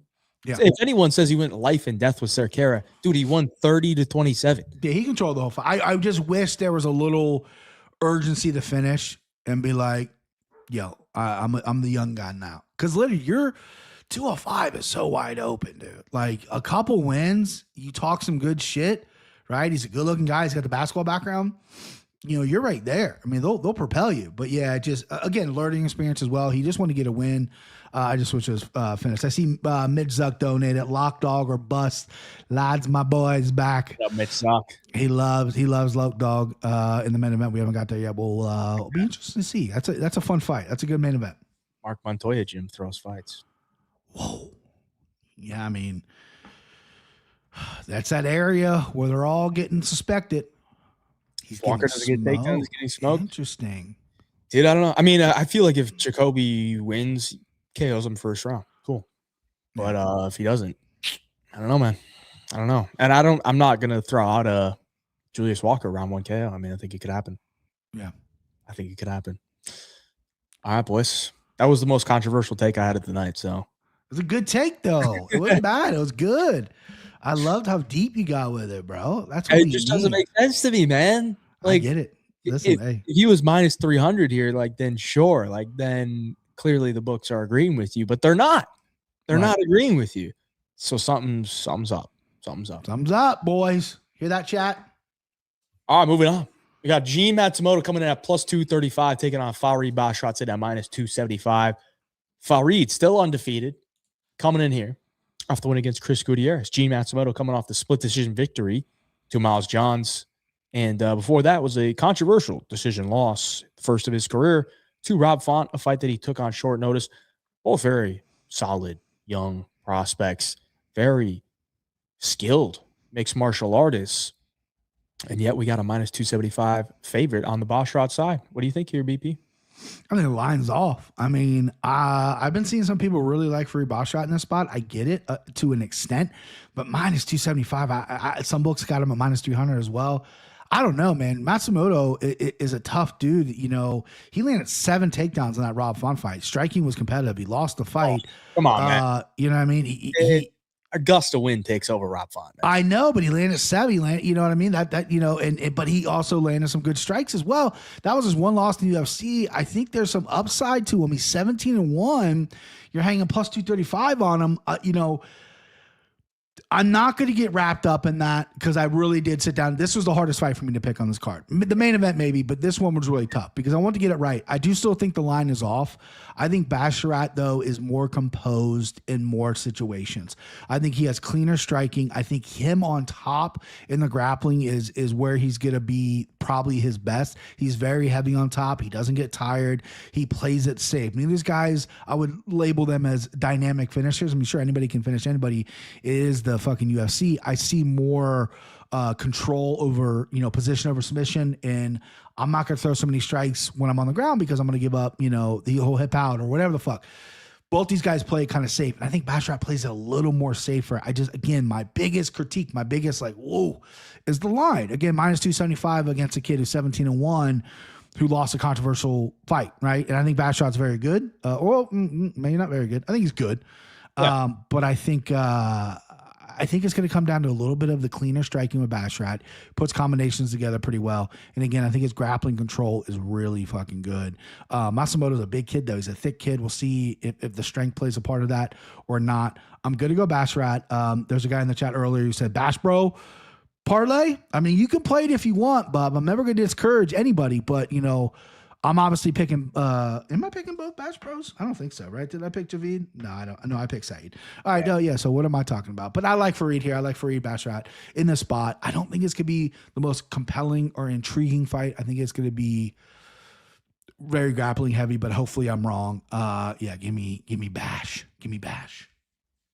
Yeah, I initially my early pick was Gene Matsumoto because of the line. I think the line is a little bit wide. Yeah. But I can understand why Basharat is the favorite, right? Because I think he's much more defensively responsible. Matsumoto's takedown defense is sitting at 53%. Okay. Gave up 5 takedowns to Miles Johns, 3 to Brad Katona, 9 to Dan Argueta. The takedown defense is not there, but he does do a good job of scrambling, getting back up to his feet, making his opponent work. His striking defense is pretty bad as well. He's absorbing 5.43 significant strikes per minute. And if you look at just his distance striking absorbed per minute, it's like over 8. The guy's super hittable. He's also got that tiny little reach, though, 68.5. Yeah, that's low-key wrecky, bro. He's tough, and he kind of likes to be, in the pocket, throwing those tight combinations, also landing a good amount of leg kicks. So it's not like he has no defense and minimal offense. He's got a lot of offense as well. Good submissions off his back. He caught Argueta with that guillotine choke. And I think that's probably what he's going to have to do here is fend off the takedowns by just making Basharat work and hope that he gets tired. Because we kind of have seen him slow down in some fights. Mm-hmm. Damon Blackshear had him in a nasty triangle choke in round 3 with like 20 seconds left. That if there was maybe 30, 40 seconds left, maybe he's getting put out cold there. And he did get slowed down by Chris Gutierrez in that fight as well. He lost the 3rd round. So, I think Matsumoto could come alive in round 3 and take it. But I do think it's probably going to be a 29-28 either way, and I do lean towards Basharat. So I picked Basharat. I don't think there's any value at minus 275. If you want to play a little value spot on Gene Matsumoto, I totally get it. Mm-hmm. Because, I think Basharat should be like maybe minus 180 here. Maybe minus 180, minus 175. Yeah. But Basharat decision is probably most likely. I don't think I'm going to get to a bet on this fight, though, because I feel like it's a tough ask for Matsumoto to win 2 out of 3 rounds against Basharat, who's a good minute winner, has good defense, can go to his wrestling if he's getting hurt on the feet or something like that. So I think it's a tough fight for Matsumoto, but I think it's a 29-28 either way. Yeah. Lean towards the side of Basharat. Better Basharat, brother. 100%, dude. 100%. We'll get it done all day. Tough but one. It'll be a tough one. Yeah, it's going to be a tough. I think it's a good matchup for Fareed, to see where he's at. Because Chris Gutierrez not exactly going to bring you to dark places. No. Kind of finesse guy. And then before, he had a great fight against Lapalus, though. He had a great fight against Taylor Lapalus, 30-27 to him. And Lapalus is a tough fight for anybody. Actually, he's fighting Saturday. Yeah, he's fighting Saturday in PFL. Yeah, he's a tough out. He's not the most exciting guy in the world, but he's tough to look good against, and he's a tough out for sure. Yeah, Basharat in the over 1.5 or over 2.5. Yeah, Basharat decision most likely. Yeah. Just take the decision at that point. For sure. I don't know what it is. What's the decision on Javid? Or my Bet365 is in Spanish for some reason, so I'm on Bet Online, which I don't bet because I don't think they're active in the States. Farid Bosch by decision -140. Ooh, gross. Yeah, -140. Yeah, the Vegas is on it. Yeah, I mean, again, that line's inflated. They know this kid can't finish it, so interesting. Yeah, probably a pass for me if the props are sitting at 140, a decision prop. Yeah, it's going to be a pass for me as well. I hope I'm wrong, but I do think it's going to be a little bit of a dry fight, but we'll see. Moving on. This fight will not be dry. These boys are chucking. Michal Oleksiejczak coming in at -500, taking on. He's fighting a corpse. Mad +385. Is he a corpse though? I mean, probably not. Probably not. We're probably giving him a little bit too much slack on that one. But the chin is declining, and that's probably the reason why Oleksiejczak's -500. Coming off back-to-back round 1 KOs over the likes of Cedriques Dumas, over the likes of GM3. He's coming in here as a massive favorite. MAB coming off the loss to Shar Magomedov by decision his last time out. Before that was a KO victory over the true corpse himself. He's fighting a corpse. Bruno Silva. What do you got here, BP? Yeah, I saw some breakdowns earlier this week of people saying that Mark Andre's gonna wrestle. You gotta wrestle Oleksiejczak. Hey, when the fuck does this guy wrestle, right? He clinches against the cage. He ain't a wrestler, bro. He's a volume striker who wants to try to get at you with volume. His nickname's the Power Bar. He's got a little bit of power. He used to be a real grimy guy, lose these close decisions. Now the chin is starting to slip. But Oleksiejczak, this dude's with the fight nerds, bro, right? By Dustin K. Yeah. He's with the fight nerds, bro, and that has leveled his game up. His confidence is through the roof. I'm glad he's not playing with fucking 170s, 180, 185, a little bit on the smaller side. Yeah, I don't got a six-pack, don't give a fuck. Probably the best body puncher in the division. I mean, his body punching, it's maybe not the most cleanest, but it's effective. He'll find your fucking liver. Obviously, the hands upstairs. He does not know how to take a step backwards. His takedown defense is okay, but his get-up game is getting better. Cardio was his biggest issue in his career. He'd always have the first 2.5 minutes of round 1, Oleksiejczak's giving you hell. You're getting hell. Then he slows down. Then you can take advantage of maybe taking him down and whatnot. And considering he was undersized, he used to fight at 205 as well. I love him here. I love this spot. -500. I know it's crazy. It's crazy, but what are we doing? It's crazy. I like the under. I like the under 1.5. I like him by knockout. Knockout round 1, maybe, because he starts so fast and Andre Barrio chin isn't there anymore. So maybe KO round 1 is something I'll get to as well. Right now, I'm just going to be confident in the under. Oleksiejczak getting it done. -500 is very high. But you know what? To be honest with you, I don't really see a problem with that line. I think this is a properly marked line. Marc-Andre Barrio on the decline. Oleksiejczak on the rise with a new camp and looking like a fucking demon. I know he's fought 2 guys. The guys he beat aren't, GM3 is a world-class guy, but he's getting older. Oleksiejczak for president, baby. I think this dude's going to get it done. And his little brother as well, entering the mix in UFC is, fun. His little brother had some fucking grappling on him when he debuted too. So maybe that rubbed off on Oleksiejczak. But yeah, give me Michal Oleksiejczak. I love his brother, Cesare. I think he's going to be really good. He look good. I like Michal as well. I think he's kind of come into his own a little bit. As of recently, I know he had the streak of losses, but not like the easiest competition, I mean, Michel, I guess it doesn't age that well, right? It doesn't age that well. Michel Pereira was hot for a minute. And now it's like, what happened? Did you see the video of him sparring? Who was he sparring? Johnny Walker, maybe? No wonder your chin's not there, bro. What are you doing leaving it all sparring like that? That's crazy to me. And they're like, hey, we got 16-ounce gloves on. Cool. But your brain is rattling. I mean, they're haymakering each other in the gym in Vegas. I'm like, what is happening? You can't really say anything to it. You just got to let them do it. Yeah, there's, there's a couple guys in the gym that were like that. There's no 30%. It's no. Like sparring's a fight. Like we're gonna fight. We're gonna go full board. I mean, that's how the Brazilians did. I mean, back in shootbox days, like Vanderlei Silva talked about, going into some of the fights in Pride, get knocked out multiple times in practice. His Show got knocked out like twice this camp. Like, it's like, what?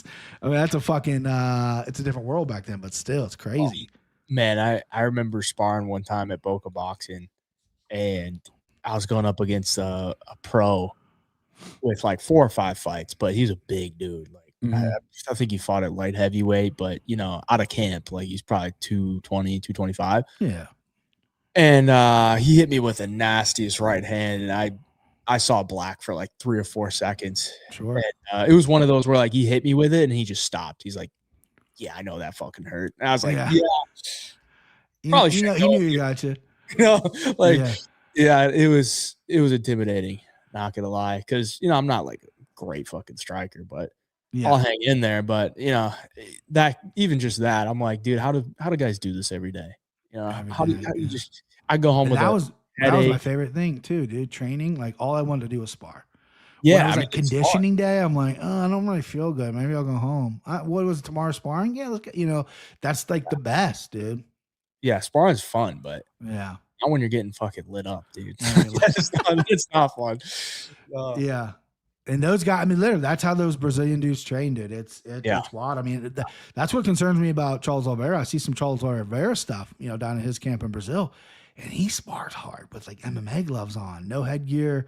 Yeah. And I'm like, I mean, I know he's still a young guy. He did just, but that scares me with the brain, bro. You gotta be careful.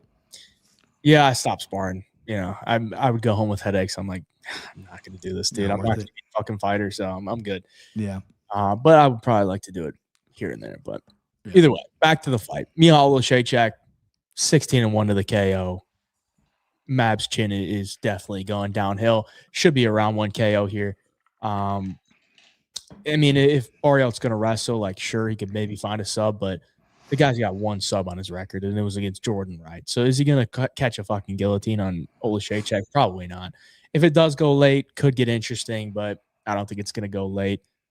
You called the under 1.5. I kind of agree with that, but it's a little chalky now. It's what, minus 170? Yeah. Yeah, it's tough. I mean, I was hoping we'd get – I mean, Oleksiejczak was like minus 270. Now he's minus 500. I was hoping we'd get like minus 200 here because last 2 fights I've been betting Oleksiejczak round 1 KO at like plus 250, plus 300.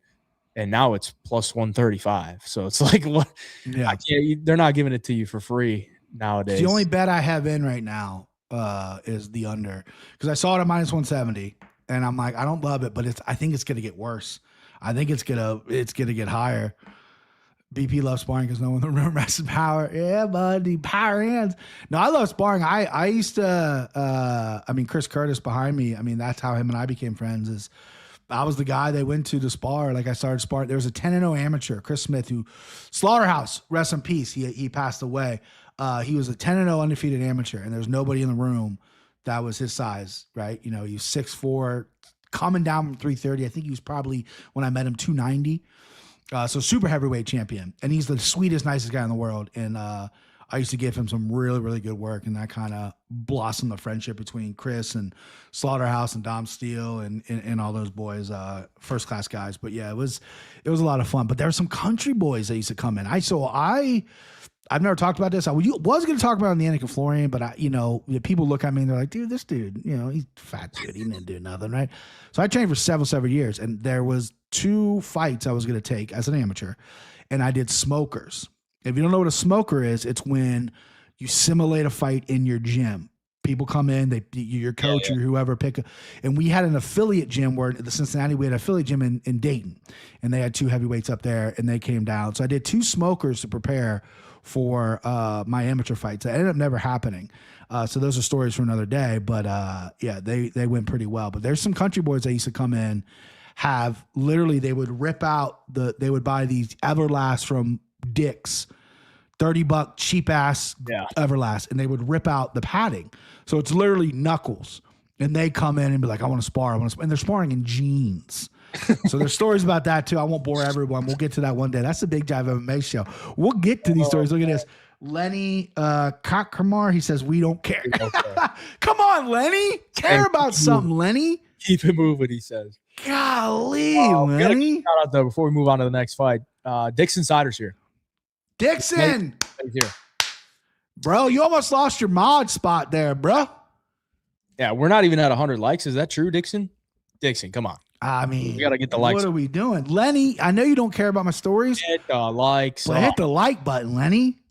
Get the likes up. Dixon, get everyone in the chat. Hit the like button because otherwise I'm going to restrict your moderator status to pending because right now you ain't doing a great job, Dixon. All right, let's pick it up. Let's pick it up. Let's move on. Heavyweight bout. We got Jelton Almeida coming in at -145.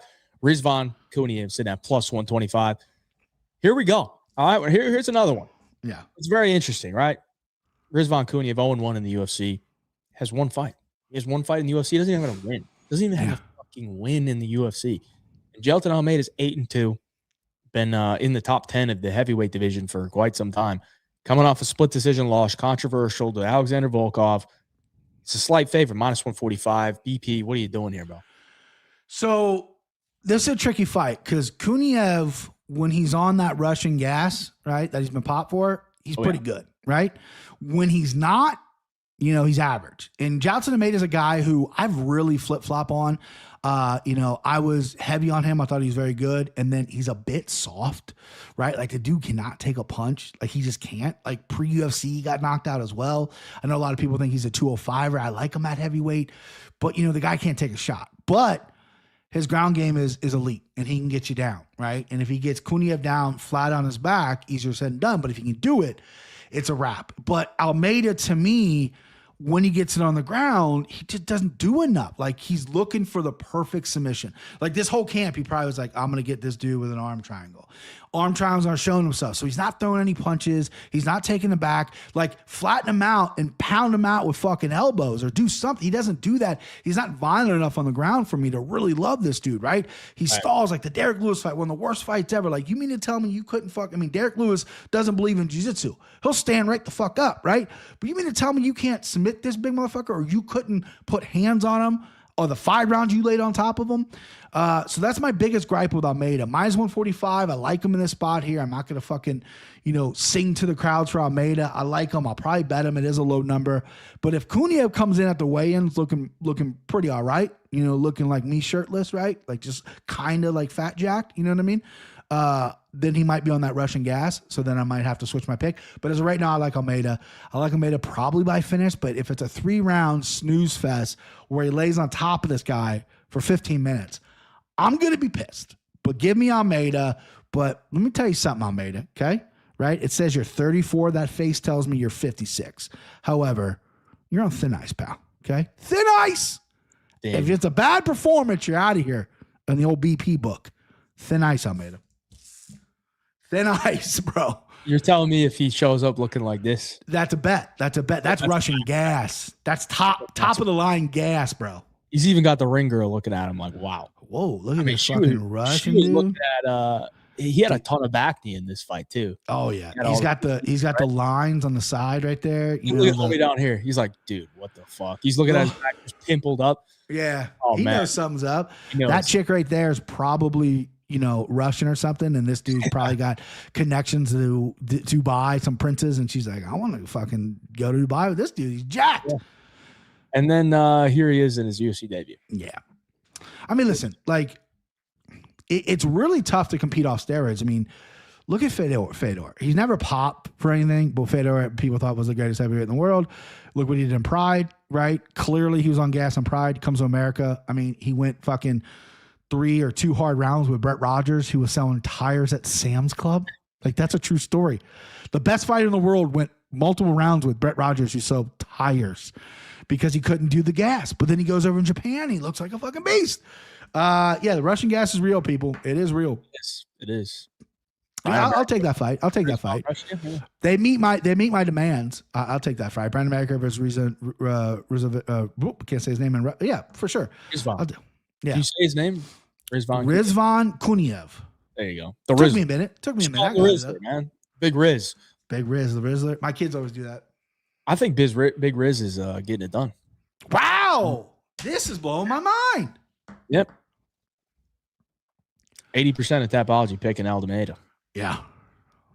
And, he's -145, dude. He's -145. I don't see Almeida going in there and subbing him in round 1. Yeah. So outside of that, I mean, if you look at any Almeida fight, if he doesn't get the sub in round 1, like, yeah, what does he do? Nothing. He gets hit once, he's toast. He does nothing, man. Like, I think Kuniev showed a lot in that Curtis Blades fight. And I bet on him in that Curtis Blades fight at like plus 200 and like plus 500 by decision. And I thought he should have won. But Curtis Blades got 2 takedowns in the first round, didn't do anything with them, didn't sniff another takedown the entire fight. And for one, Curtis Blades is supposed to have really good wrestling for the heavyweight division. Is it that good? I don't know. But I actually think Almeida's wrestling is better. I think he can take down pretty much anybody, but he can't do anything with it. So, like, once he starts getting the takedown, what is he going to do? Rizvan's just going to go back to the cage, get up, and then they're in the clinch. And Kuniev is, for one, a really good wrestler, but also really good in the clinch. So I feel like once they're on the feet, you know, Almeida's not going to want to stand and strike with them, right? He's going to probably try to go chest to chest, but then I think Kuniev's going to take over. And Kuniev's got some nasty leg kicks. Like, I think he's like an elite athlete, even without the PEDs. Okay. He's a good athlete. He's a really good athlete. Huge calves, like clearly a good athlete for the heavyweight division. And he's the underdog here. And I feel like if he doesn't get finished early, he's going to win the fight or at least be super competitive. And if Almeida's losing fights where he has 11 minutes of control time, I'm going to take Rizvan Kuniev, who's the better wrestler than Alexander Volkov, to get a W here, man. So until Jelton Almeida can show me something on the ground as far as ground and pound, then I'm going to take the underdog against him that can wrestle. So give me Kuniev. By knockouts plus 280 again. Yeah, Almeida's tissue paper chin. You know, that's the thing. Like, I feel like he could probably hold on to a decision. Like, I don't know that Kuniev's like the biggest power puncher. I just think it could be like a clinch fest, back and forth moments where, like, okay, Almeida's in on his legs, but he doesn't have the takedown. Kuniev's fighting it off, type of thing. That's how he got knocked out by Lewis. He was in on his legs, and Lewis took his big ass hand. Yeah, like, bing, bing, you know. Yeah, I'm really worried about his chin. Almeida, that is. I don't mind the over 1.5 minus 135. Okay. Because I just don't really see Almeida finishing him early, and I don't really think Kuniev's going to finish him early. But no. Dude, that knee he landed on Blades, I think it was round 3. Like kind of rocked him. Like he landed it to the chest area, but then he followed it up with some shots and almost KO'd Blades. But Blades is kind of chinny as well. So yeah. Romeo Dobbs passed through BigJive's old Lake Mills stomping grounds last weekend. Okay. Coincidentally, wow, what a shout out! My hometown, Lake Mills.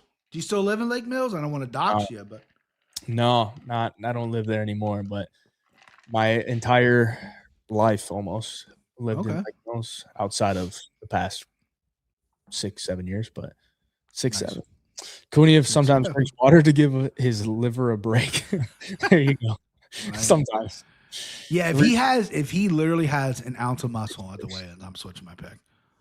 Yeah, I guess maybe that injury from Blades. Yeah, Blades hurt something in that fight. Yeah. Cam Scadaboo of Dagestan. Yeah. I mean, the guy's fucking legs are nasty. Let me just pull up his Instagram real quick, and then we can see those legs, bro. Because a guy that like myself who's got some legs on him. I want to check these out. I mean, he's looking pretty good shape, man. He's looking like he does look to be in good shape. He's got those trunks on him. He's got some legs definitely on him. Not as much of a belly as. No. If he was jacked though, he would have taken that picture shirtless. But he is looking in much better shape. Oh, there's the legs. Look at those fucking legs, man. Those are big. Holy those are big legs. Shit.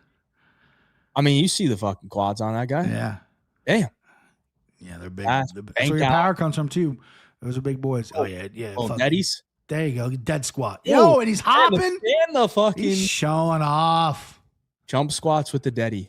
Wow. I'm not switching my pick, but yeah, it looks like dudes at Bangtan Muay Thailand, which is like one of the premier gyms there. That's getting me. I looked into going to Thailand to train at one of these gyms like years and years ago. It is like, besides the flight out there, it is so cheap. I was so surprised how cheap it was. It's crazy. There was a time in my young adult life where I almost just went to Thailand for like a month to say fuck it. Yeah. Just to train. A guy at the gym used to teach English there. So he's like, hey, I got a place for you to stay. But I remember looking up the tickets, and this was many years ago. It's like $2,000 just to get out there. I'm like, fuck. But like training a week at, like at the time, Tiger Muay Thai, training a week at Tiger Muay Thai was literally like $130 American. Yeah, no, like it was crazy cheap. Very cheap. Dixon's calling out maybe a draw. Maybe. Okay. Dominates round 1 and 2, and then gets 10 round. Okay. I just don't know if Almeida gets hurt. I think he folds. I don't know if he has that dog in him, the battle back. I think if he gets hurt, especially in any of the rounds, 1, 2, or 3, I think he's cooked. I do. I think he's cooked. I mean, listen, I'm never going to sway anybody from betting a fucking, draw because the number's so big. But yeah, I just think Almeida's tissue paper soft. Couldn't agree more. You know who else is tissue paper soft? Who's that? Amir Albazi. Okay. Give it to me. I'm kidding. I'm not going to give him that much shit because he had to go through a lot of fucking surgeries and shit. And I'm sure he ain't going to be soft going through that. But Amir Albazi coming in here as a plus 290 dog. Kyoji Horiguchi sits at minus 365. Gucci Mane, the Gooch man, 8-1 in the UFC, 1-0 in his second stint, coming off a big win against another Dagestani, Tajir Ulanbekov. Absolutely ran through Tajir Ulanbekov. I mean, I was shocked watching that. And that was right after the Islam JDM fight. So part of me was a little bit happy. It's just seeing Dagestani get fucking ran. Yeah. It just makes me happy sometimes. Just to see him lose. Because as you said earlier, they just don't lose. They don't lose. So seeing that made me a little bit happy. And then, of course, me and you, we love the Japanese MMA. And sure do. Are we going to fall for it this week? Or we fell for it last week and it worked out. Cashed on us for it. Thank God Nakamura landed that shot at the end there. He was losing the whole time. Japanese MMA might be back, but this time we're not getting dog odds. We're going to have to lay some heavy chalk, minus 365 on the Gooch man. Who you got here, BP? I'm laying that heavy chalk and then some. I'm laying it. I don't care. I'm not looking back. There's a few times in the podcasting career where I encourage people to lay as much money on minus 365. It's a little reckless and it's obvious, right? But Amir Albazi's a fraud. I mean, this guy is a fraud. First off, how the fuck did he beat Kai Kara France? I mean, you look at the stats and then you go rewatch the fight. You're like, how the fuck did this dude get a win over Kai Kara France? Not even a Kai Kara France guy, but like he didn't win that fight. On top of that, then he goes out there and gets absolutely leveled, showed the levels by Brandon Moreno, right? Albazi's got a cute little record. He's only got that one loss. Moreno, a lot of injuries. I feel for the guy, right? I think there's some kind of talent there. I just don't think it's this kind of level of talent. Kyoji Horiguchi should have never been cut from the UFC to begin with. He should have stuck around. But what did he do? He go to Japan, won titles, fought in the PFL, won titles, comes to UFC, absolutely brutalizes a pretty good Russian dude with an absolute stud corner. He went out there, dropped him, fucking pieced him up everywhere he goes, cut a great promo, willing to fight a teammate, which I love, right? He wants to fight Pantoja. And him and Pantoja being 125ers are constantly going at the gym round for round for round, but he wants that title. He don't give a fuck about friendship. He's 35 now. He wants that title. And I just don't think Amir Albazi stands a chance in this fight. I think Kyoji Horiguchi beats him everywhere, beats him on the feet, beats him on the ground. Albazi has proven to be decently tough. So I don't know anything about props yet. I'll probably get there later in the week. But right now, Horiguchi minus 365. This is a multi-unit play. I'm gonna win at least $100, right? So my units for everybody. We don't share units, right? You keep your units private. You know what I mean? You don't share dick size. You don't share your bank account size with people. Make them feel bad. My units are $100. So this is going to be probably a $400 wager for me. Just to be completely transparent, I want to win at least $100. And I think this is a lock of the fucking week here. I don't like saying that word. I know Hayden doesn't like using locks. But I'm going to fucking say it. And I'm going to say it with my goddamn chest. Horiguchi gets this done. I would love a finish. I would love for him to go out there and finish and cut another sick promo. He wants to turn around too. He wants to turn around quick, and they wanted him to turn around and fight Moreno, and then obviously Moreno now has Lana Kavanaugh, but he wants to turn around quick, which I love. So give me Horiguchi, the Gooch man. What did Dick Insider say? Some people call him the Goochster. Okay, Hung Gucci, and then down there he says some people call him the Goochster. Yeah, I'm gonna go Gooch man. I like Gucci man. Gucci man, love him. I'm with you. Dixon says, you like Horiguchi Main minus 3.5 spread. What are the odds on that? Yeah, minus 3.5. Yeah, I get bit by those spreads a lot. I've laid off them so far this year, but not bad. I think Horiguchi dominates. I really do. Yeah, my only worry here is Albazi catches him with some bullshit. Sure. Because I mean, Horiguchi is 35 at the end of the fucking day, right? And just a couple of weeks ago, we had a 35-year-old Charles Johnson go in there, had never been finished, gets fucking clipped early on, and he gets KO'd early. So, and Horiguchi got clipped by Sergio Pettis in a fight he was winning back in the day. Yeah, it was some spinning shit, but yeah, he's been put out. I mean, I get you. That's a fear, especially when you're betting chalk. Obviously, there's nothing worse. Like, listen, if I lose an underdog fight, if I lose a giant prop, who cares, right? I took a shot. You know what I mean? Try to predict the future here. But when you lose a 4-unit play for your boy on Horiguchi to win 100, by the way, that's laughable stuff, right? That's stuff that sticks with you. Like the Izzy over Jan, the 600-unit play where Izzy, I had on Izzy over. I mean, that just sticks with you. Like, I lost relationships because of that fight. Like, you know what I mean? So, but I agree. I like Horiguchi. But yeah, Albazi, he could throw some shit out there, but I don't see it happen. Yeah, I've never been an Albazi guy at all. And that scorecard against Kai France, I think that's one of the worst scorecards in history. It's bad. And I know that gets thrown around a lot, but like, that was genuinely like, how the fuck? I forgot how bad it was because I just obviously watched it to prepare for this, and I'm like, what are we doing? Like, that's bad. Dude, I mean, just look at this. Round by round. Crazy. I mean, he did not strike him in a single round. Like, okay, maybe round 3, he had 3 minutes of control time. Like, sure, give it to him. He had a submission, whatever. Right. Like, the other 4 rounds are like pretty clearly to the other guy. And he lost 48-47 on 2 of the judges' scorecards. Of course, it's Sal D'Amato and Chris fucking Lee, bro. Chris Lee, Sal D'Amato. Oh, man. That one hurt. That one hurt. But, yeah, give me Gooch, man. I think he can finish him as well. I know Albazi's never been finished, but Horiguchi, he's going to smack some hard leg kicks. I mean, the way he's smacking Ulanbekov's legs, he's going to be able to do that to Albazi. If this was in the bigger cage, I would love it even more. Smaller cage, he's not going to have as much room to navigate, but much better footwork. I mean, just a better mixed martial artist overall, too, and has been a lot more active. Albazi coming off a 1.5-year layoff, and a ton of injuries and surgeries. So nothing to on Albazi's side. Give me Gooch, man. Let's move on to the main event. Like the stream for me, please. We're not even at 100 likes, which is honestly going to make a joke, boys. We're better than that. It's a fucking joke. Like the video. Subscribe to the channel if you're not already. Let's get into this main event. Mario Bautista coming in at minus 183. Vinicius Oliveira plus 158. I know the line has come down a little bit because when I made these odds, this was early this morning, 5:30 a.m. to be exact. Your boy was up making these fucking slides. So now Mario Bautista is minus 173, Vinicius Oliveira plus 148. So it came down a little bit, nothing too crazy.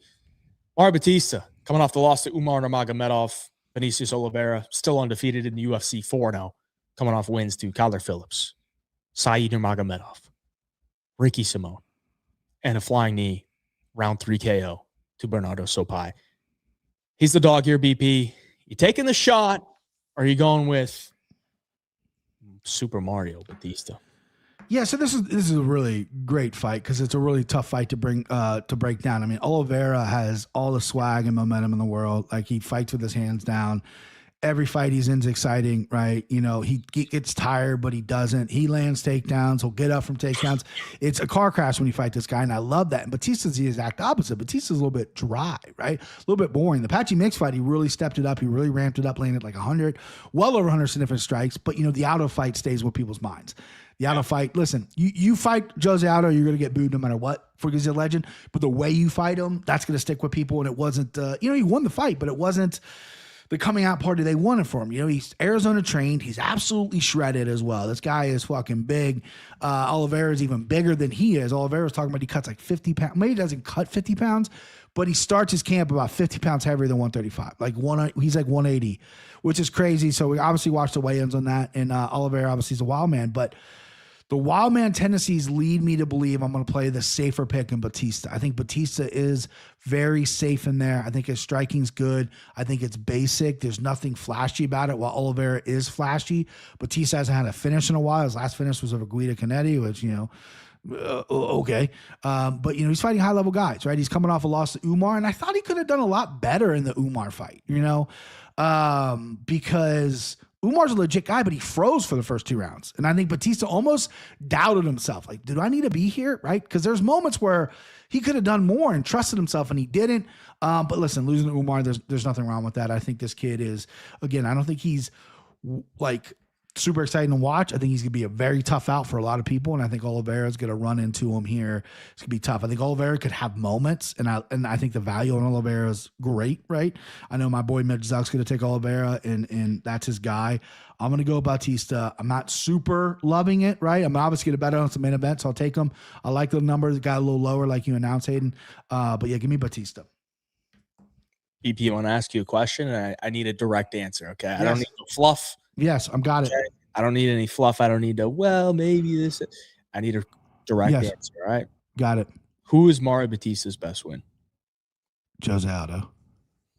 Okay, so it's a split decision over Jose Aldo after retirement. Does that do it for you? No. But doesn't do it for me. But who's Oliveira's best win? Saeed? Kyler Phillips. Yeah. I mean, we're talking about Kyler. We're talking about the underdog here. You're right. I mean, what is Bautista really proving to us? You know, I feel like, and I'm in my early pick video, I was leaning towards Bautista, but yeah, I feel like we're giving Bautista credit for a loss against Umar because he didn't get finished and he knocked him down with a knee. You know? Yeah. But I feel like Oliveira might be like, he's got a cool nickname, he's got a cool look, he's got personality, people might like him, he's got a good fun style, but really, you know, I mean, besides a couple flying knees, is he that dynamic on the feet that he's gonna, you know, Bautista's safe, bro. Bautista's here. Bautista's here. You know, he gets rocked up a little. You throw a flying knee, Bautista's gonna turn into a single and take you down. You know what I mean? That shit might not work. You know what that reminds me of? What's that? Dricus Duplessis. That's your guy. Is he in the back? Can I see him in the background? He's not in the background anymore. He actually got promoted to the living room. Oh, nice. Okay. Yeah, I think it's his dog or pass. You know, I think Vinicius Oliveira, he's gonna come in here. He's gonna fight his ass off, man. I mean, he's kill or be killed, and Mario Bautista ain't killing anybody that is anywhere near UFC level. I mean, his finishes in the UFC are absolute cans. You know, Guido, Benito. Yeah, he's not a finisher. He's not a finisher, right? He's not a finisher. Not. I mean, he even took Jay Perrin to a decision. It's not a great look, yeah. You know. And you know, going into a 5-round atmosphere, you know, maybe Bautista's got great cardio, and maybe you know he could take over late if Vinicius does gas. But man, Vinicius gasses people. He makes them fucking tired, man. He makes them fucking tired. Yeah. And it's not pretty. Nothing about it is pretty, but it will drain you. I mean, he made Saeed look like he didn't want to be there. He made Kyler Phillips look like he didn't want to be there. Ricky Simone just ran through him. Are you worried about the big weight cut and it being his first 5-round UFC main event? You worried about that at all? Cardio at all with this kid cutting that much weight? I mean, yeah. I mean, I would worry like 4 or 5, but I don't. Yeah. I don't think he's. I like a gas bag, like every round 3 that he's been in, he looks great. Like and he's one of those, he's almost like Pantoja, right? Not as like Pantoja, but there'll be moments where like, oh, he's getting tired. And the second win comes, and then he's not tired. Then he's taking you down. I'm just so curious. That weight cut's going to catch up to him in 5 rounds against a dude like Bautista, who, I mean, the dude's in great shape. I mean, he's fucking jacked for 135. It's just like Dricus du Plessis. Everyone thought, and when he faces Strickland's going to make him fucking gas as the fight goes on. Did he gas? No. Did he get tired? Yes. But he can battle through it. I think Vinicius Oliveira just battles through it. Like he can just find ways to stay in there and be effective with it. Patchy Mix can't strike. No. That's the whole Bautista fight. Jose Aldo can strike, but he gets held up against the cage. That's what Bautista did to him. Mario Bautista did pretty good against Ricky Simone. So did Vinicius Oliveira. And he fought Damon Blackshear on 7 days' notice and arguably lost. Mm-hmm. Arguably lost. So, I don't really think Bautista has proven to me that he's some guy that you're just not going to get past, Like, this isn't like a Robert Whittaker test, Like, I'm not saying Vinicius Oliveira is championship material, but Bautista to me is around a top 10, top 12 guy or in that range. And I think Vinicius Oliveira can compete with that. Yeah. And over a 5-round fight, like I think Vinicius Oliveira is going to be more dangerous early on. And Bautista, he's much more hittable, based on their stats. Bigger sample size for Bautista, but he absorbs over 4 significant strikes per minute. Vinicius Oliveira is less than 3. You can't stay near him because he throws so hard. Mm-hmm. So like, how is Bautista gonna approach this fight? Is he gonna try to wrestle him? I think that's probably his best path to victory, but I don't know. In my mind, I thought Sopai like grapple fucked him early. Mm-hmm. I went back and rewatched it. It wasn't really like that, man. Like he got one position in round 2, and after that, like Vinicius Oliveira, there was still like 2 minutes left in the round. Vinicius Oliveira got out of it and then got on top of Sopai and started landing bombs. Yeah. That's what I like about Oliveira is like he's not going to concede anything. Like he's gonna fight through anything, and then he's gonna make you pay for it. So I think it's dog or pass. I think Vinicius Oliveira, anything better than like plus 110, plus 115 is good to me. I like Lock Dog, man. I didn't think I was gonna pick him this week. I thought Bautista would be my pick, but after I dove into it, I feel like Lock Dog's the side. I'm playing it safe. Mario Bautista's got the safe haircut. He fights safe. I'm playing it safe. Can you click on Tatum Temple right there in the fucking chat? She's gave a parlay out. This girl's been an OG fan of mine forever, and I haven't seen her in the chat or DM'd her in a while. We used to do like t-shirt bets or whatever. Shout out Tatum. I'm glad you're still out there. Maybe I did something to offend you. You're the best. That parlay though, Tatum, it's all right. I can fuck with it. That's the safety parlay, right? That safety parlay, yeah. But I mean, listen, like Bautista, it's gonna be a great main event. Like, if you ask me as an MMA fan, who do I want to win? It'd be Oliveira, because I think the upside of him and the fun fights that are about to happen with him would be incredible. And Bautista, unfortunately, is going to kind of give you the same thing every time he's out there. He tried hard to knock out Patchy Mix. He tried hard. He got hit a lot too, though, but he tried hard to knock him out. Yeah. Couldn't get it done. But yeah, that was. I'm glad we're split on that though, there, babe. What do you say? Should we after the clip? Tell him what I did, bub.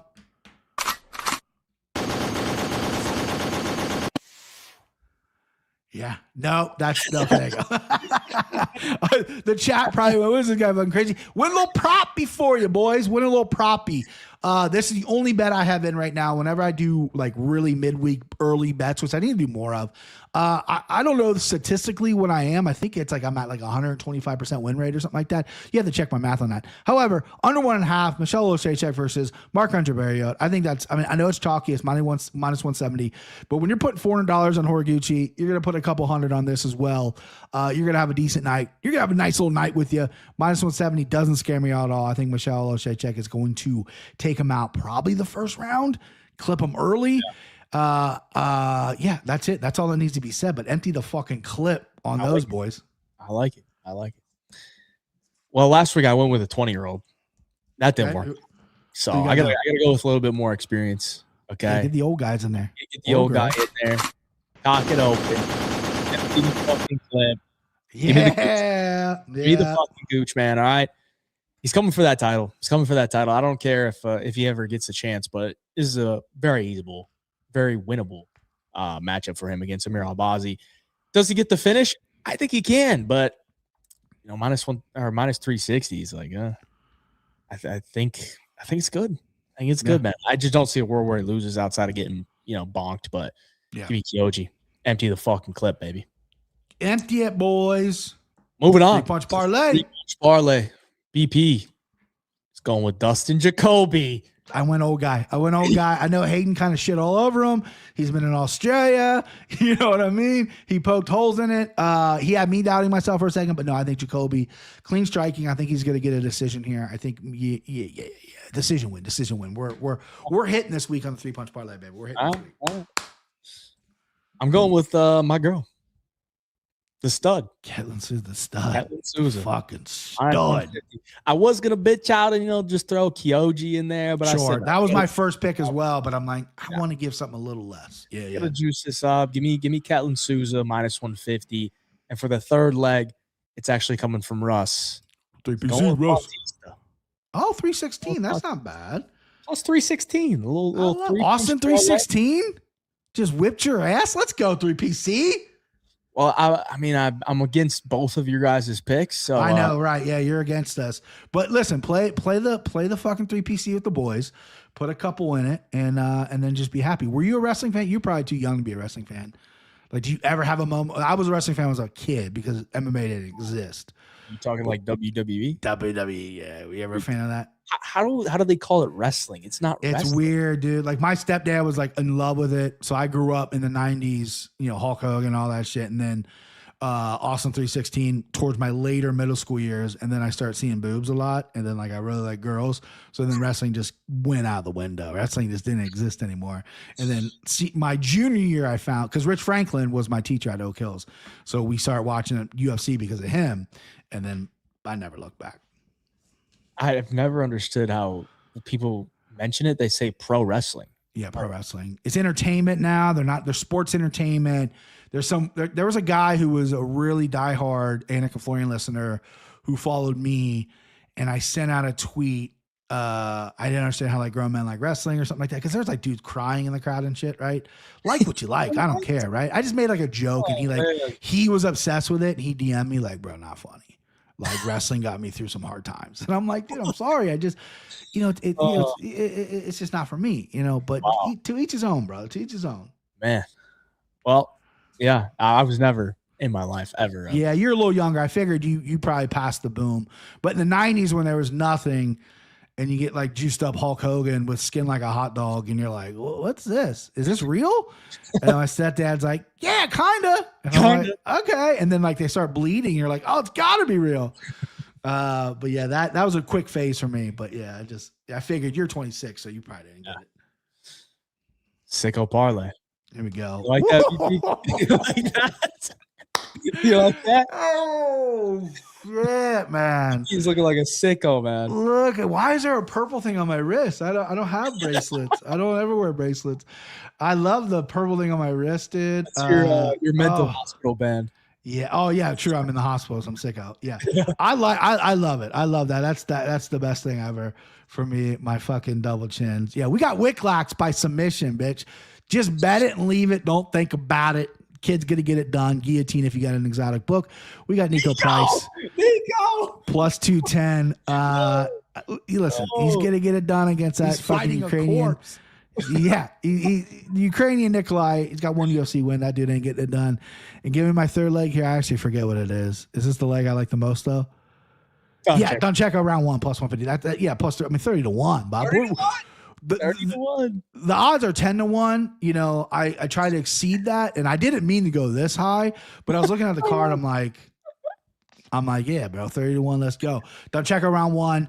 Nico Price getting it done for all the dads out there, and Jakob Wiklak submission. If that hits, because 3PC member who's up with units gets $50. 50 times 30. Do the math, bro. You know what I mean? I'm doing this for you. If that hits, you're welcome. And all I want, if that hits, is a like on this video. Okay? Hit a like on this fucking video. Give us a sub.